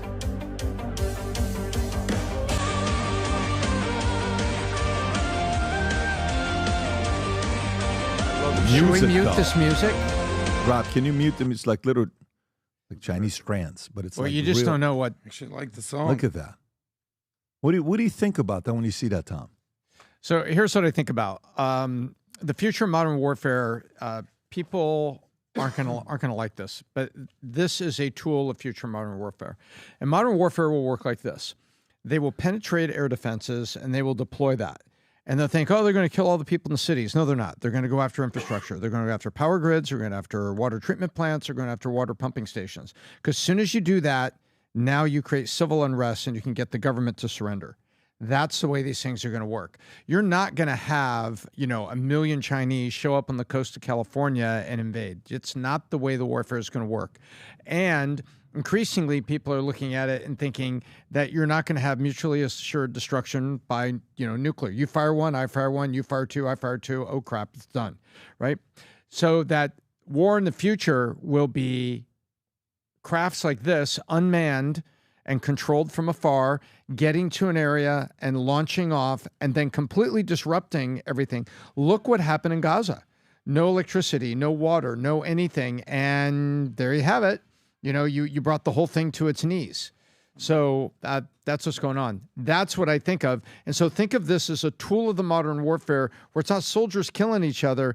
It is countries trying to incapacitate each other to get them to surrender and to take their land. I wonder what it does, though, because, when we talk about military-industrial complex, right, there's two sides of the argument. One of the arguments is what? I want to make bombs and bullets for You need sick traditional people for hospital beds to be busy. You need, cancer is a $200 billion a year industry. So if you cure cancer, that $200 billion industry wipes out and it goes away. So right? don't outlaw Roundup. Right.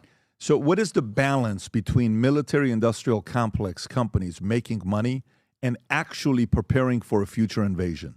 How do you balance those two messages out? Well, I think what you do is if I'm Raytheon, I look at this video and I'm like, Mr. President, see, we need to make things like this as well.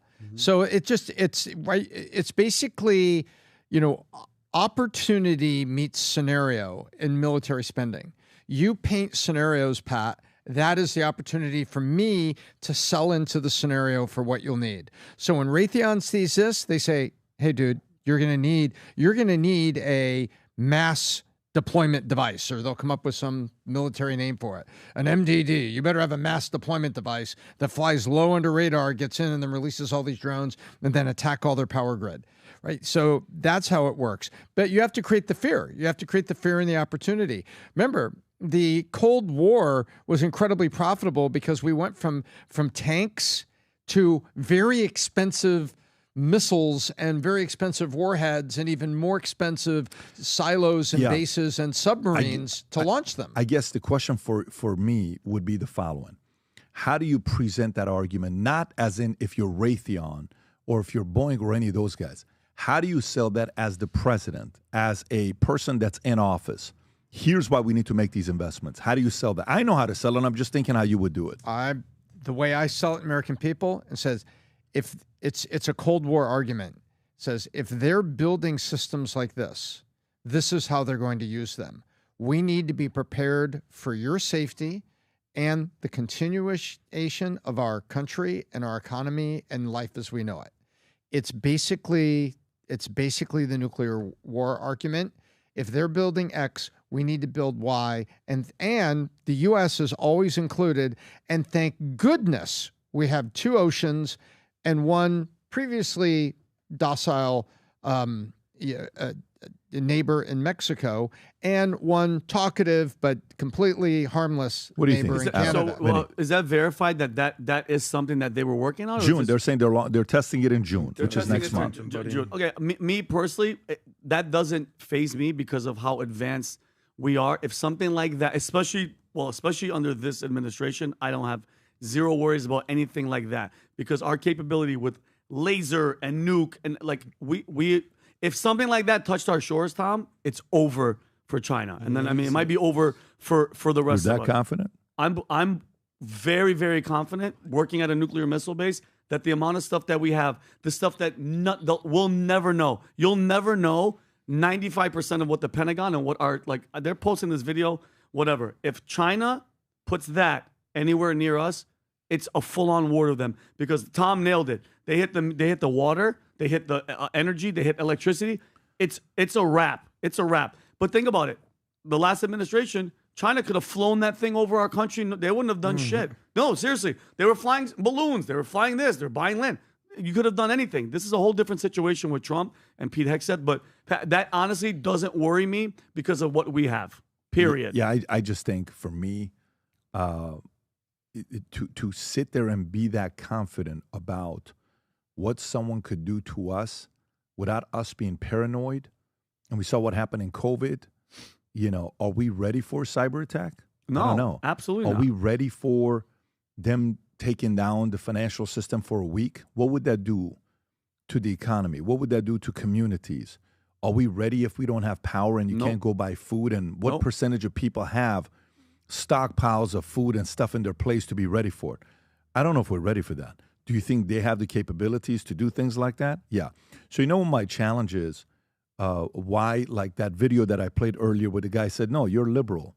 In our country, we don't believe in your values. You can't come and pitch your values in our country. No, we are not okay with that. But we're okay coming to you because you allow us to do it, right? That gives me the vibes what that guy said to what China does. We want to come into your country and sell us our products and the stuff that we're building for you, but you can't come to our country. No, we only want to come to you.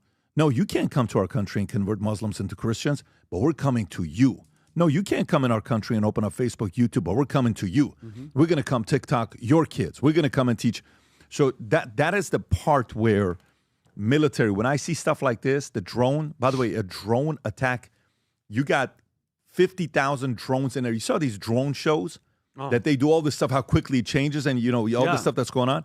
So you look at the sky, there's 50 drones coming your way. What are you doing? It's over. No, but what do you, what is the military doing? 50,000 drones come and all of a sudden they go this wide. I mean, there's a lot of stuff that we need to be thinking about on what's possible, what's capable. All I'm saying is only the paranoid survive. FYI, how long has he been the president? How many days? 119, 119 days, say 120 days, whatever that is. Something like that. You think just because he's been president 120 days, we already have all the right capabilities? What happened the last 4 years prior to him? Did we make the right investments? I don't know. I don't know. I know the first 4 years he was making some heavy investments to make the military better, but there was a big 4-year break. We got work to get back to it. I don't trust what China's doing behind closed doors. Nobody trusts China. Go for it. Well, I firmly believe in the Reagan doctrine, which is peace through strength. Are you freaking kidding me? When you look at what we're spending on our defense, I think in line items, our defense budget is almost $1 trillion. right behind interest that we're paying on the debt, which is also $1 trillion, which goes behind our Medicare, Medicaid, Social Security, and everything like that. But if you add up all the other countries, I think the next 10 to 15 countries, after what we're spending in the budget, Rob, there you go, right there. United States, almost $968 billion, almost $1 trillion. So if you add up China, Russia, Germany, the UK, India, Saudi, France, what other countries are that, Rob? Japan, South Korea, Australia, Italy, Israel, Ukraine, which we're funding, and Poland.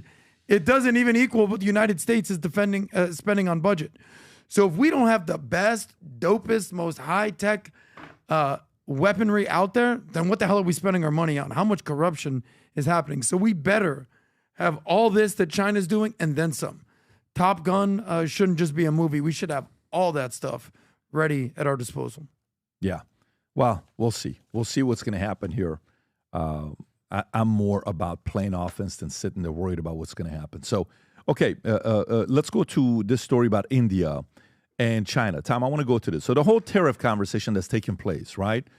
Trump says China would have broken apart if we don't do the deal. Won't do deals with everyone. He's trying to say like he's saving the economy, which is what Tom said the other day. So let me read this. During an interview aired on Friday, broadcast on Fox News channel, special report, President Trump stated that he won't. Is this it, Rob? Yes. Go ahead and play this clip. Go for it. We can't hear it, Rob. People. Yeah. I've got 150 countries that want to make deals. You know, you have a lot of countries. The market was really happy with the China situation and the sit down. They were.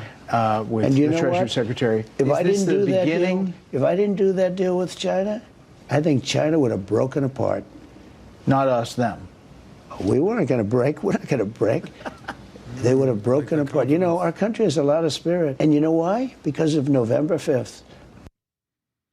Okay, so he's saying that, Tom. And then right afterwards, Rob, if you have the India clip, Yes, right here. about the iPhones, and apparently some happened with, go for it, with Tim Cook. Go ahead. And we have Apple, as you know, it's coming in.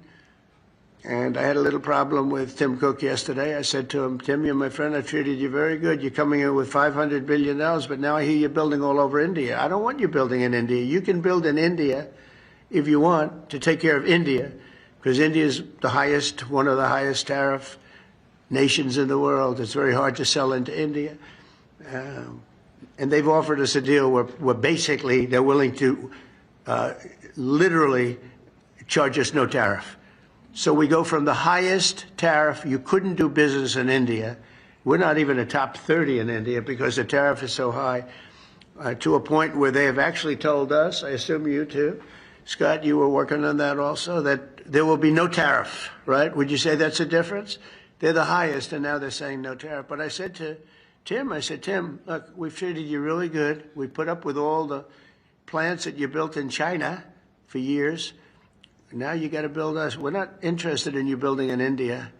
India can take care of themselves. They're doing very well. We want you to build here, and they're going to be upping their production in the United States. Apple. So Apple's already in for $500 billion, but they're going to be upping their production. So it'll be great. Okay, Tom, that's powerful, by the way.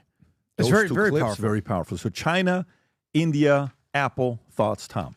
Well, there's a waterfall here, and there's two things going on in the water. The first thing over the waterfall is obviously the administration loves the fact that Apple, going back 2018, started moving things to India. So they love the fact that China is losing market share on manufacturing of Apple, and things are going to India because Foxconn, and there's a lot of things going on, and Apple was trying to manage its risk. They love that. They're a little miffed. There's a little subtext going below the surface here in that China and Pakistan, a little blow up they had on the border, India didn't completely cooperate with us. Pakistan didn't completely cooperate with us, and they got their little ceasefire. So there's a little poke to India going below the surface here. I don't want you building all the extra stuff there. I want you to build the stuff here.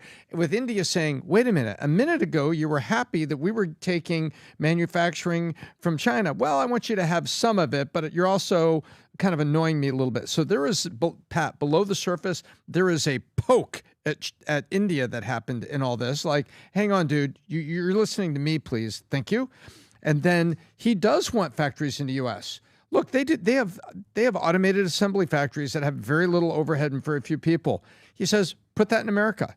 Put that in America. And guess what? Buy the electricity from the America. Hire the construction workers in America to build that facility. And then you're going to have people there because it's fairly automated and they're going to be U.S. wages, but it's a highly automated factory.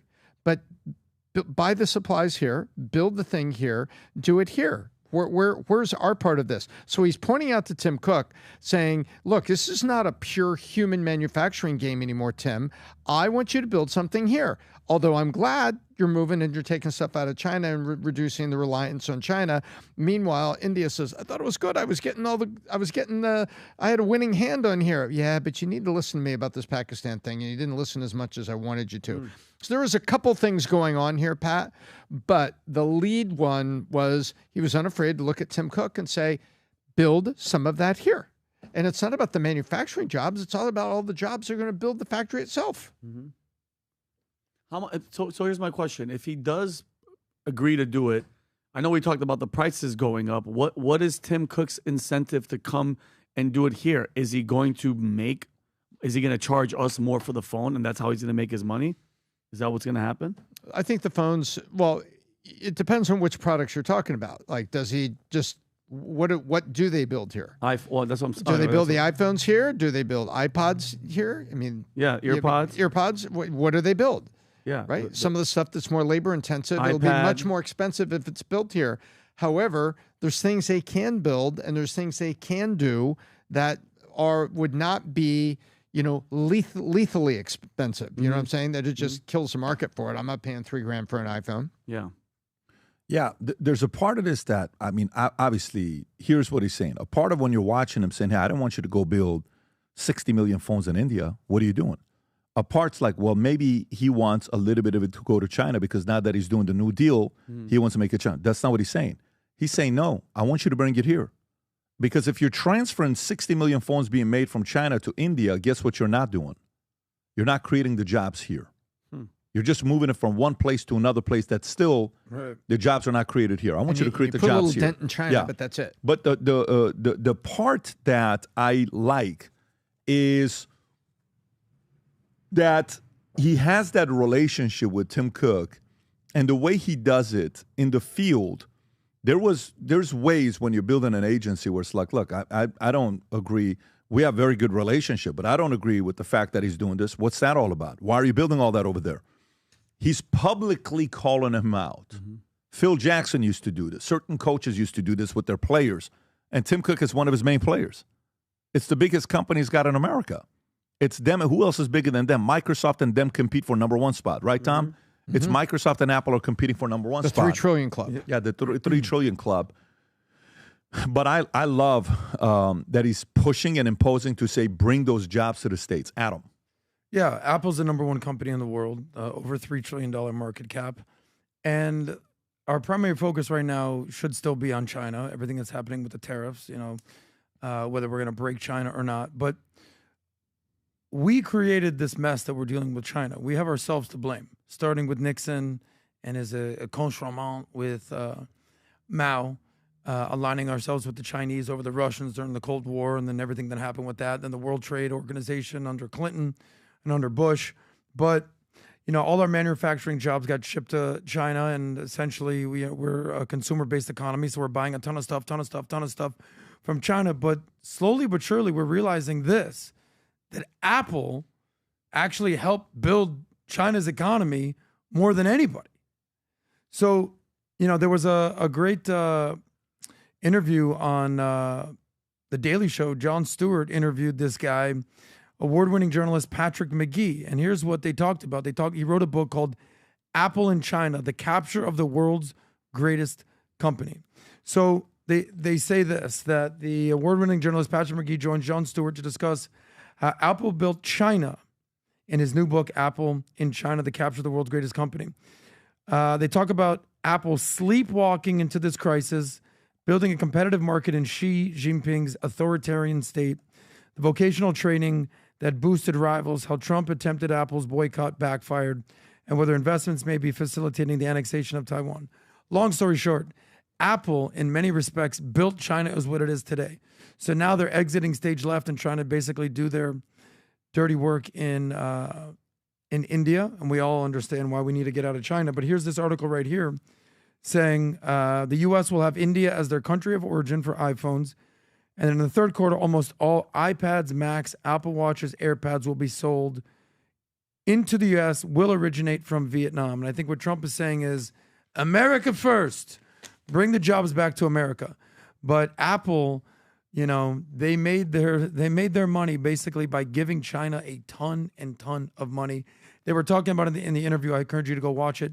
How much money poured into China? It was more than what the Marshall Plan did to Europe per capita after World War II. And a massive amount of money into China came from Apple.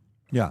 Last clip I want to play, Rob. If you can play this clip of Dan Bongino and Kash Patel, the two of them, they're sitting there being asked about Epstein. I don't know if you have this clip or not. There's a clip of the two of them. Maybe we'll play this one and then Stephen A. Smith, and we'll wrap it up. Do you know which one I'm talking about, Yep, Rob? I have it right here. So if you can play this clip. So they're being asked about Epstein, and then Dan answers as well. Go ahead and please. I'm going to get the team's reaction here. Go for it. You said Jeffrey Epstein committed suicide.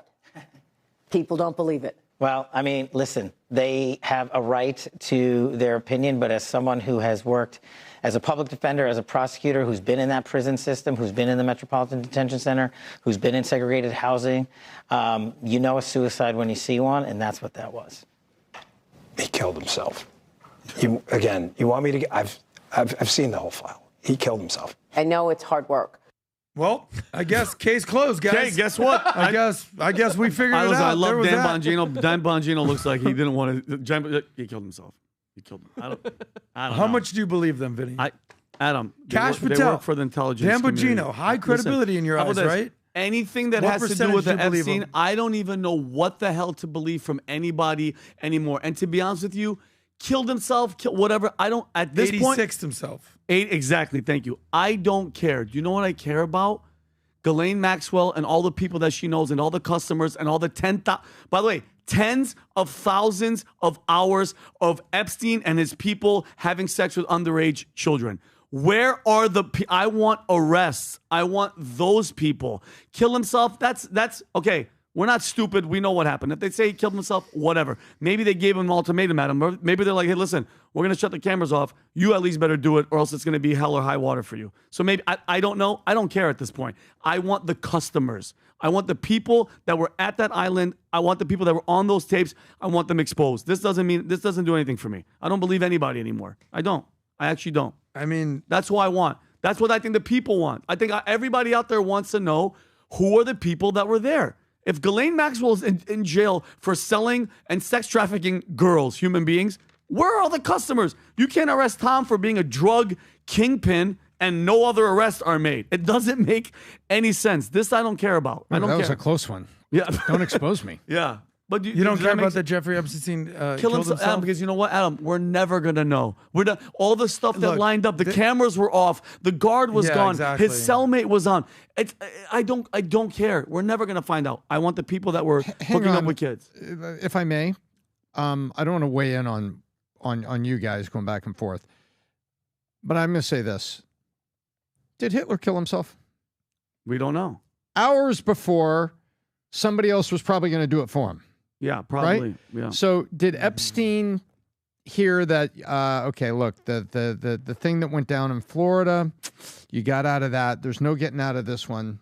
That's it. That's not where it's going. And you know what? You got a couple choices here. You know, you're going to get it, or you can take the way out and do it yourself. Well, there's a lot of people that think that Adolf Hitler ended up in Argentina, and, as well as a bunch of other Nazis. Pretty. Okay, well then feasible. Step back from I that don't know. one. But I mean, I wasn't there hanging out with the guy. Kanye was, though. How many cornered serial killers or cornered killers off themselves moments before the police are finally going to come through the door? Right? We see that all the time. It's the cheap way out for the killer who doesn't want to go to prison and doesn't want to be arrested and doesn't want to be taken alive. You'll never take me alive. What you're saying is, Tom, that whether he did it himself or someone else was going to do it, it was inevitable. Yes, that's what I think. That's what I think. And there are other people out there that seem to think that. So could Kash and Bongino, both are friends of the podcast. We talked to them, just full disclosure. But, could they be, are they speaking the truth about it? Yeah, I'd like to think that both of those guys that we think highly of are speaking the truth.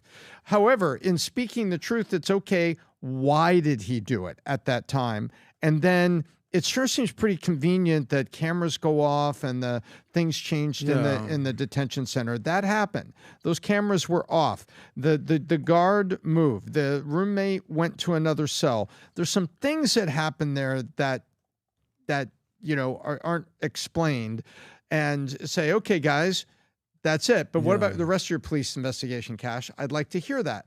Okay, what about the rest of the circumstances that went down with the guards, with the cameras, with everything else? What about the rest of the circumstances, even though you and Bongino were saying, we've seen the pictures, we've seen the file, we're looking in there, that is a suicide, no signs of struggle, okay, I'm calling that. Okay, what about everything else? I want to see the full explanation. Yeah, seems highly questionable. By the way, do you know who weighed in on this whole Epstein thing was Elon Musk. Do you have that clip, Rob? Yep, right here. Yeah, Vinny just texted it. Okay, gotcha. Yeah, this is weird. Did you see this? Yeah. I do want to ask you about U.S. aid and the comments that Bill Gates made the other day, and I know that you called him... Yeah, he's a huge liar. I know, you've said that already. Oh, huge I liar. wondered... Also, and I'm just... who does Bill Gates think he is to make comments about the welfare of children, given that he frequented Jeffrey Epstein? Okay, well...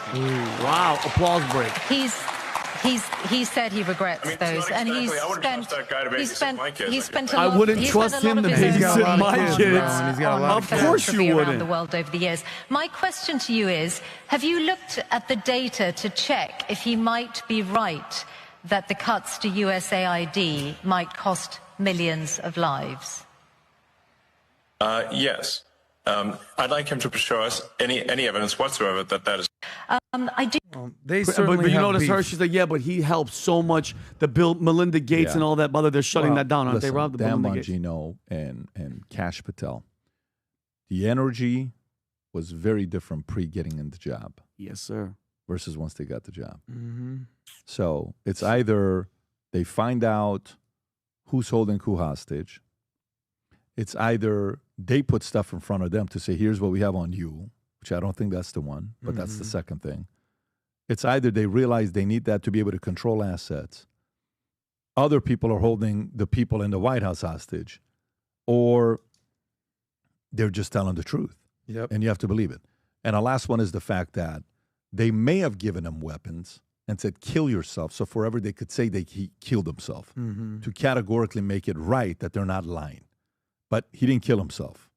It's a different kind of a situation, that he was in. But Adam, your thoughts here, and then we'll move on to the last story. I like how you kind of gave the options here. I filtered it down to two options. Number one, it is the truth, or at least it's truthiness, right, that he offed himself.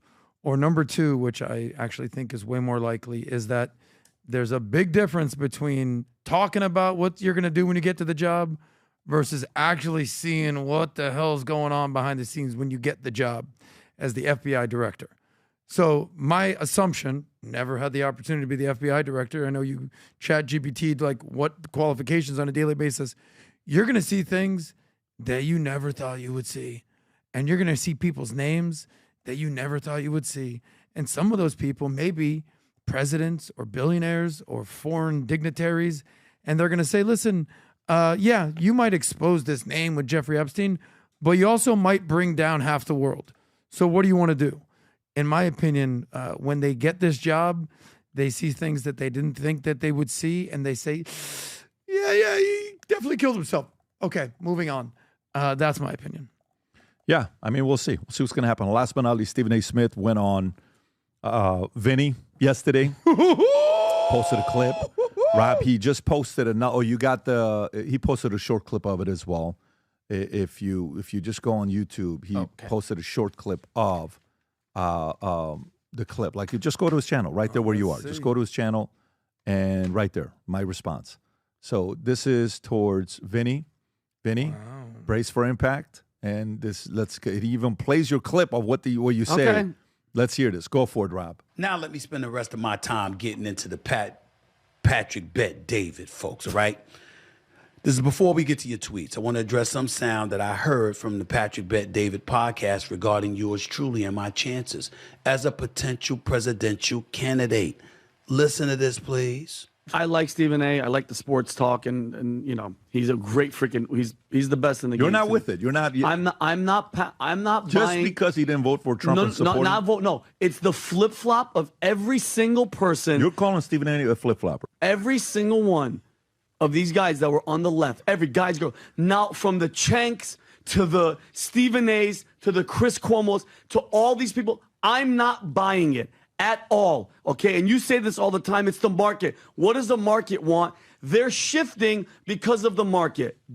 Listen, with all due respect, I'm not buying none of that shit from none of them, okay? Because they were still on Kamala, True. They were still on Biden, True. They're still on that anti-American bullshit sentiment. Because if you want to put in people like Biden and you want to put in people like if you voted for Kamala Harris, which he did, what the hell do you even stand on? What was your thing? Just not Trump. So it just shifted. All that Trump hating, he's the worst, he's Hitler. I'm not saying Steven said this, but all of them were anti-Trump. We've been saying Trump is this guy since when? Since 2016. We've had this guy's back. And it's not just blind loyalty, Tom. It wasn't that. It was the proof in the pudding. He came in with Russia collusion. Obama and all these guys freaking spying on him. He had all this shit. He had COVID. He had all this stuff, a Russian asset, all that bullshit Putin talk. Sorry. All right? And then now he's back. Robert, everybody voted for him. And guys, have I said anything wrong? Watch this.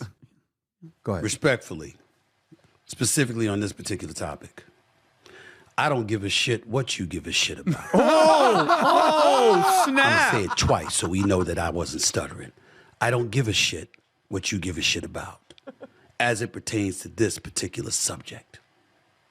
Because the one here that is at least somewhat wrong, but clearly devoid of empathy or compassion or understanding is you. In other news, Florida residents are going to be happy to hear this. I don't have the we have to watch a commercial. Sorry. You don't have the what? Now, before I get any further, that was a nice little promo for Miami. I love Vinnie. I do. Yeah. As I do Adam, as I do Tom, as I do Patrick Bet Davis. And in the interest of full disclosure, before I get any further, I got a lot of love for them and their podcasts. But I got a lot of love on a personal level for a guy by the name of Patrick Bet David, the leader of that crew, who's become a great friend and somebody that has helped me. And I'll put it out on Front Street. He was one of the people that I was receiving advice from when I was negotiating a couple of my contracts. That's awesome. So I have a personal affinity and affection for that man, and Adam too. And Adam, I got love for Adam too. That's my brother. It's a different Vinnie, we go out in these streets. This is directed to you. Could you calm down, please? You saying to Vinnie? Yeah. Because you act like we had to have voted against Trump for the specific reasons that you're articulating. Good word. The border is a primary issue with you. We understand that. So how could anybody possibly vote for Kamala Harris? Well, what if their issue wasn't the border? What if their issue was avoiding chaos? What if their issue was not wanting a president in office that was willing to pad his own wallets and his own coffers while being the statesman that sits in the presidency of the United States of America? What if the priority wasn't safety in the streets? What if the priority was that they were for woke culture? There's a bevy of reasons. Why are you acting like everybody has to be a monolith, like they have to be of one set of thinking and of one mind in order to vote this way? I watched the whole episode with you and Patrick Bet David and Adam and Tom. Patrick Bet David, PBD, the man himself, asked you specifically, all three of them, what was your top two priorities for the election. Each of y'all gave a different answer. That's right. You talked about the economy. PBD talked about woke culture. Tom talked about safety in the, I'm sorry, the producer, behind the scenes, talked about safety in the streets. Adam talked about the borders. And I forgot what else. And I'm sorry if I forgot the other part about you, Vinny. But the point is, all of y'all had different reasons. It's America. You're going to have different beliefs. So what? So what? Now let's get to me. Because I'm who you were talking about, that you lumped in with other people, even though I do appreciate you pointing out that I didn't say those incendiary things about President Trump. I appreciate that, seriously. And I got nothing but love for you. We just disagreeing on this particular issue. I'm not monolithic in my thinking. We live in a binary system. There's shit I didn't like about both of them. I have always been against woke culture. I have always been against open borders. I'm totally aligned with Patrick Bet-David on the issue of woke culture and parental influence or lack thereof that the administration and the left were trying to impose upon the will of the American people. How dare them? They were wrong. Rob, you can pause at this point. Okay. Vinny, by the way, he's on fire. I love it. And he's the one that said, calm down to me. Yeah. He said, calm down. He's about to have a heart attack. Yeah, you're calm down now, boy. Are you ready for this? And again, Steven, I love you too, bro. And again, when I see you, it's all good. But you were against all that. You were against that. You were against the border. You're against the woke culture. But where were you at for the 4 years? I'm just very curious. I'm hoping you could articulate. Where were you for those 4 years? You were just on the sideline. You weren't saying anything. You said on this show that you would rather have a president with dementia than Trump. Think about what that says. And now we're seeing everything that happened with all the policies and everything with him. And it's fine. We all have different opinions. We all see different things. But my question is, where were all these people at? You, Cuomo, everybody. Now it's cool to talk positive about Trump. Everybody loves Trump. You've called Trump a racist, a sexist, multiple times on air. You said Trump being president would be dangerous and would put Americans at risk.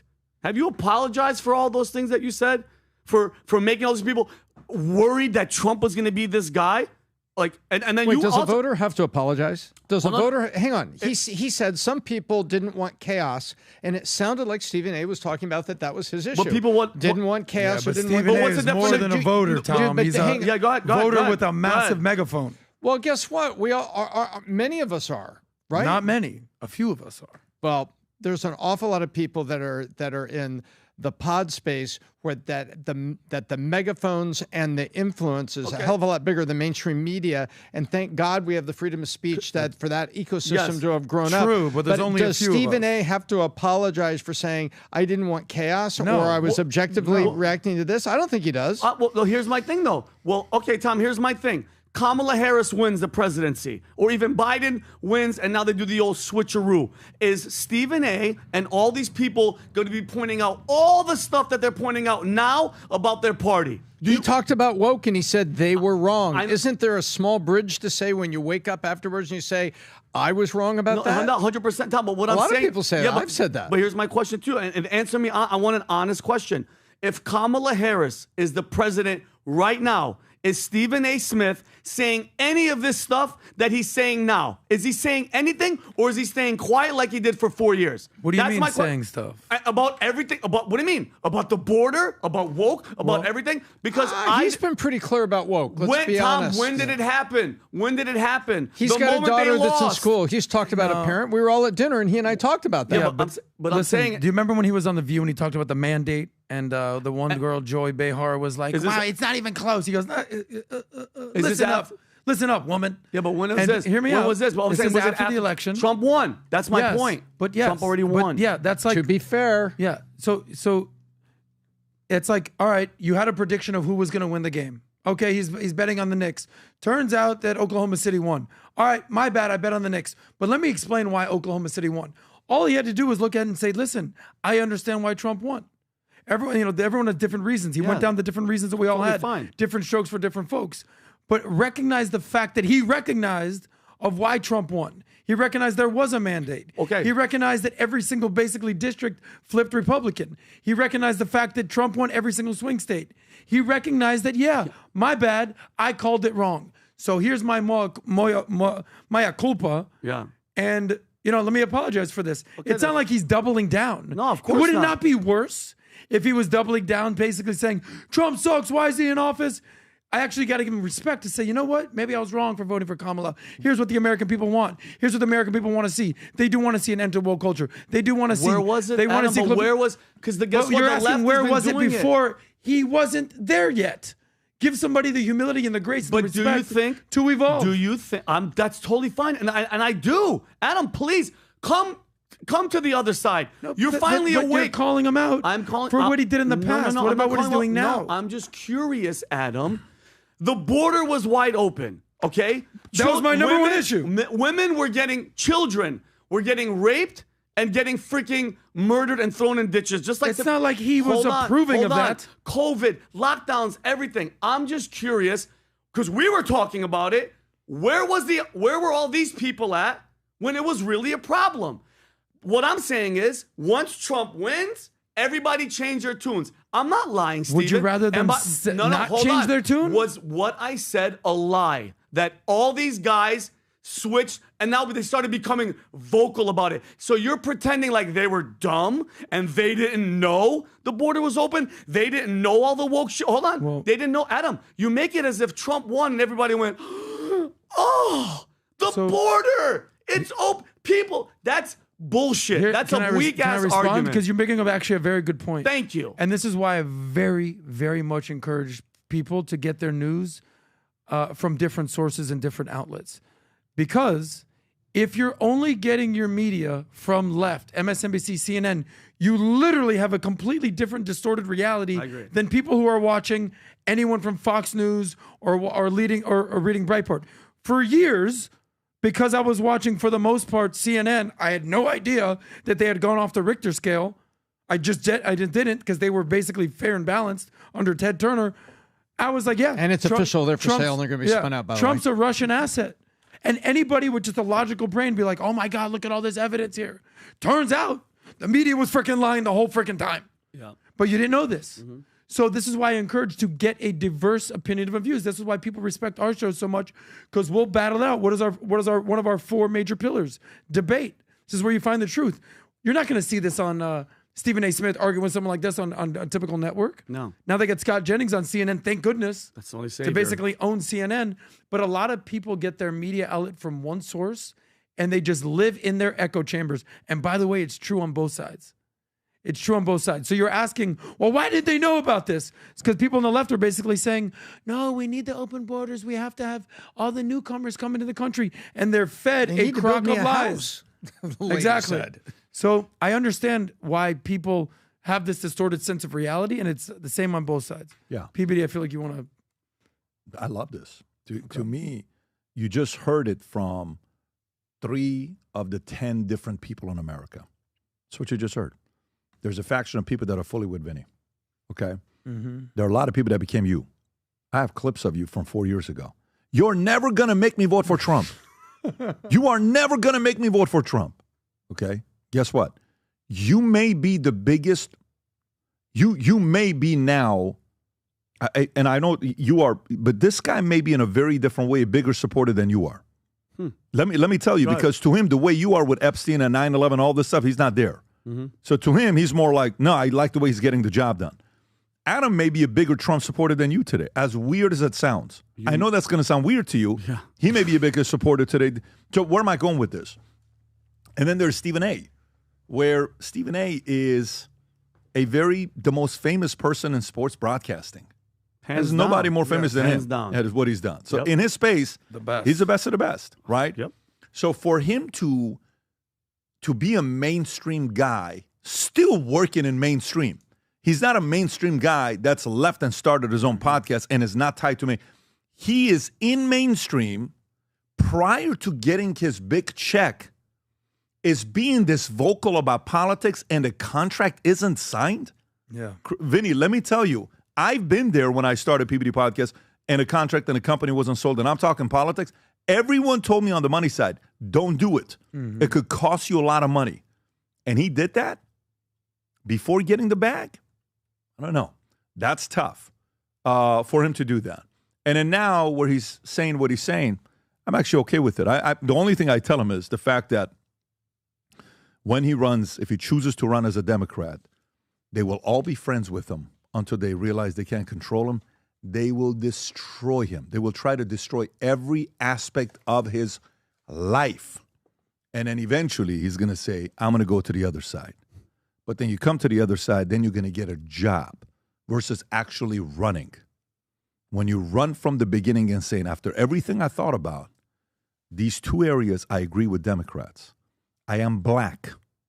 As a black man who was raised by a strong mother, these are my values and principles that I'm not compromising. And when it comes down to this, I relate to Democrats on this. But on these 7 issues, I just relate more to independents and as a Republican. And I'm a center-right guy. So I'm at a point right now that I can't see myself running as a person on the left. I see myself running as a center-right. The other day, some story came out saying, I don't know, if you go on his Instagram account, he posted something. There's a free agency position available right now on the left. You know what that position is? Guess what job everybody wants? On the left. On the left. There's one job that's available. You know what that job is? Go to the top, Rob. Is it Joe Rogan on the left? That's the Joe Rogan. That's it. Oh, wow. Stephen A. Smith is running to be Joe Rogan. Okay? So is he going to be the Joe Rogan on the left? They Could won't be. let you. They won't let you. Because it's, in order to be the Joe Rogan of the left, you have to be willing to entertain opposing ideas. You know, you got to have Crockett come in. You got to have those people come in. You got to have these people come and want to talk to you. He'll do it. He invited her. Yeah. He actually already invited her. But she's got to do it. And, you know, other people got to do it. You know, Biden's got to come on. Kamala's got to come on. Joe, go get Kamala on. I mean, what do you call it? Stephen A., get Kamala on. Invite Kamala on the podcast. Let's see if she'll do it. So the only thing I'm saying to him is while he goes through this next phase, he is, out of the 10 values in his life, my opinion, out of the 10 values in his life, I think 7 of them lean more towards independent and conservative. Only 3 are Democratic. And the 3 that are Democratic are from the era of John F. Kennedy, not the era of today. Good point. It's a very different place. But I think he's a very necessary voice. And Vinny, I love the fact that you're still saying what you're saying as well. I love it. Because I still think there's a portion of America that's there. I just think we have to realize this is a good guy. I agree. That is doing good things. So are you. There's a difference. And, you know, him and I were talking. I'm like, Vinny's a comedian. He's a big boy. Say whatever you want. You know, you just say, it's open game. He spelled Vinny wrong. Did you see that, Rob? Go to Vinny. He spelled it I-N-N-Y. Come on, Stephen. First of all, who the hell is going to know to spell Vinny as V-I-N-N-I-E? I know. That's only a few people spell your it like name that. right. By the way, get it. PBD, He's you not got the first podcaster. Let me show the last clip before we wrap You up. did get Come a great on. shout out from him. I don't want to gloss that over. He gave us all very nice shout outs. The team. But then he said, listen, one of the guys who was instrumental in me negotiating my contract, $100 million. I mean, he kind of gave you respect, people. Big You time. got A lot of good conversations, but this is a good guy. I'm a Respect to big, you, Stephen A. Smith. I'm a believer of him. And I've been for a long, long time, since nobody had a clue who I was, and I was selling small little term insurance policies back in 2002. Listen to Stephen A. Yeah.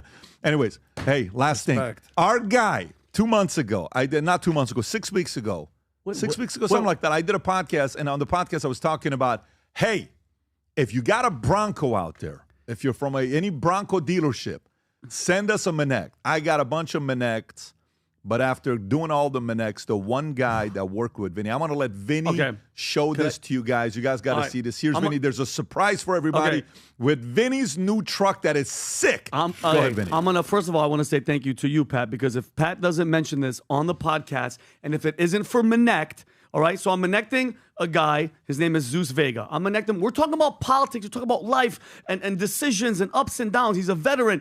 Out of nowhere, I don't even know how it came up. I mentioned the truck from SoFlo Customs, and he goes, wait. What? Takes his camera, goes outside. It's this truck, and he hooks me up. Guys, I can't even say how he hooks me up. This is the video of the truck that Zeus Vega, my boy, hooked me up with. Rob, play this video. What's up, everyone? Vincent Oshana here. A lot of you know I've been looking for a new ride. Well, guess what? I got one. A fully decked out Ford Bronco from SoFlo Custom, 40-inch tires, lift kit, custom leather interior, Kevlar paint job. This thing is an absolute beast. Now here's the crazy part. This guy, Zeus Vega, I'm on a Manette call with him, and we're talking about politics. One thing leads to another. He finds out that this is the exact car that I'm looking for, and guess what he has in his driveway?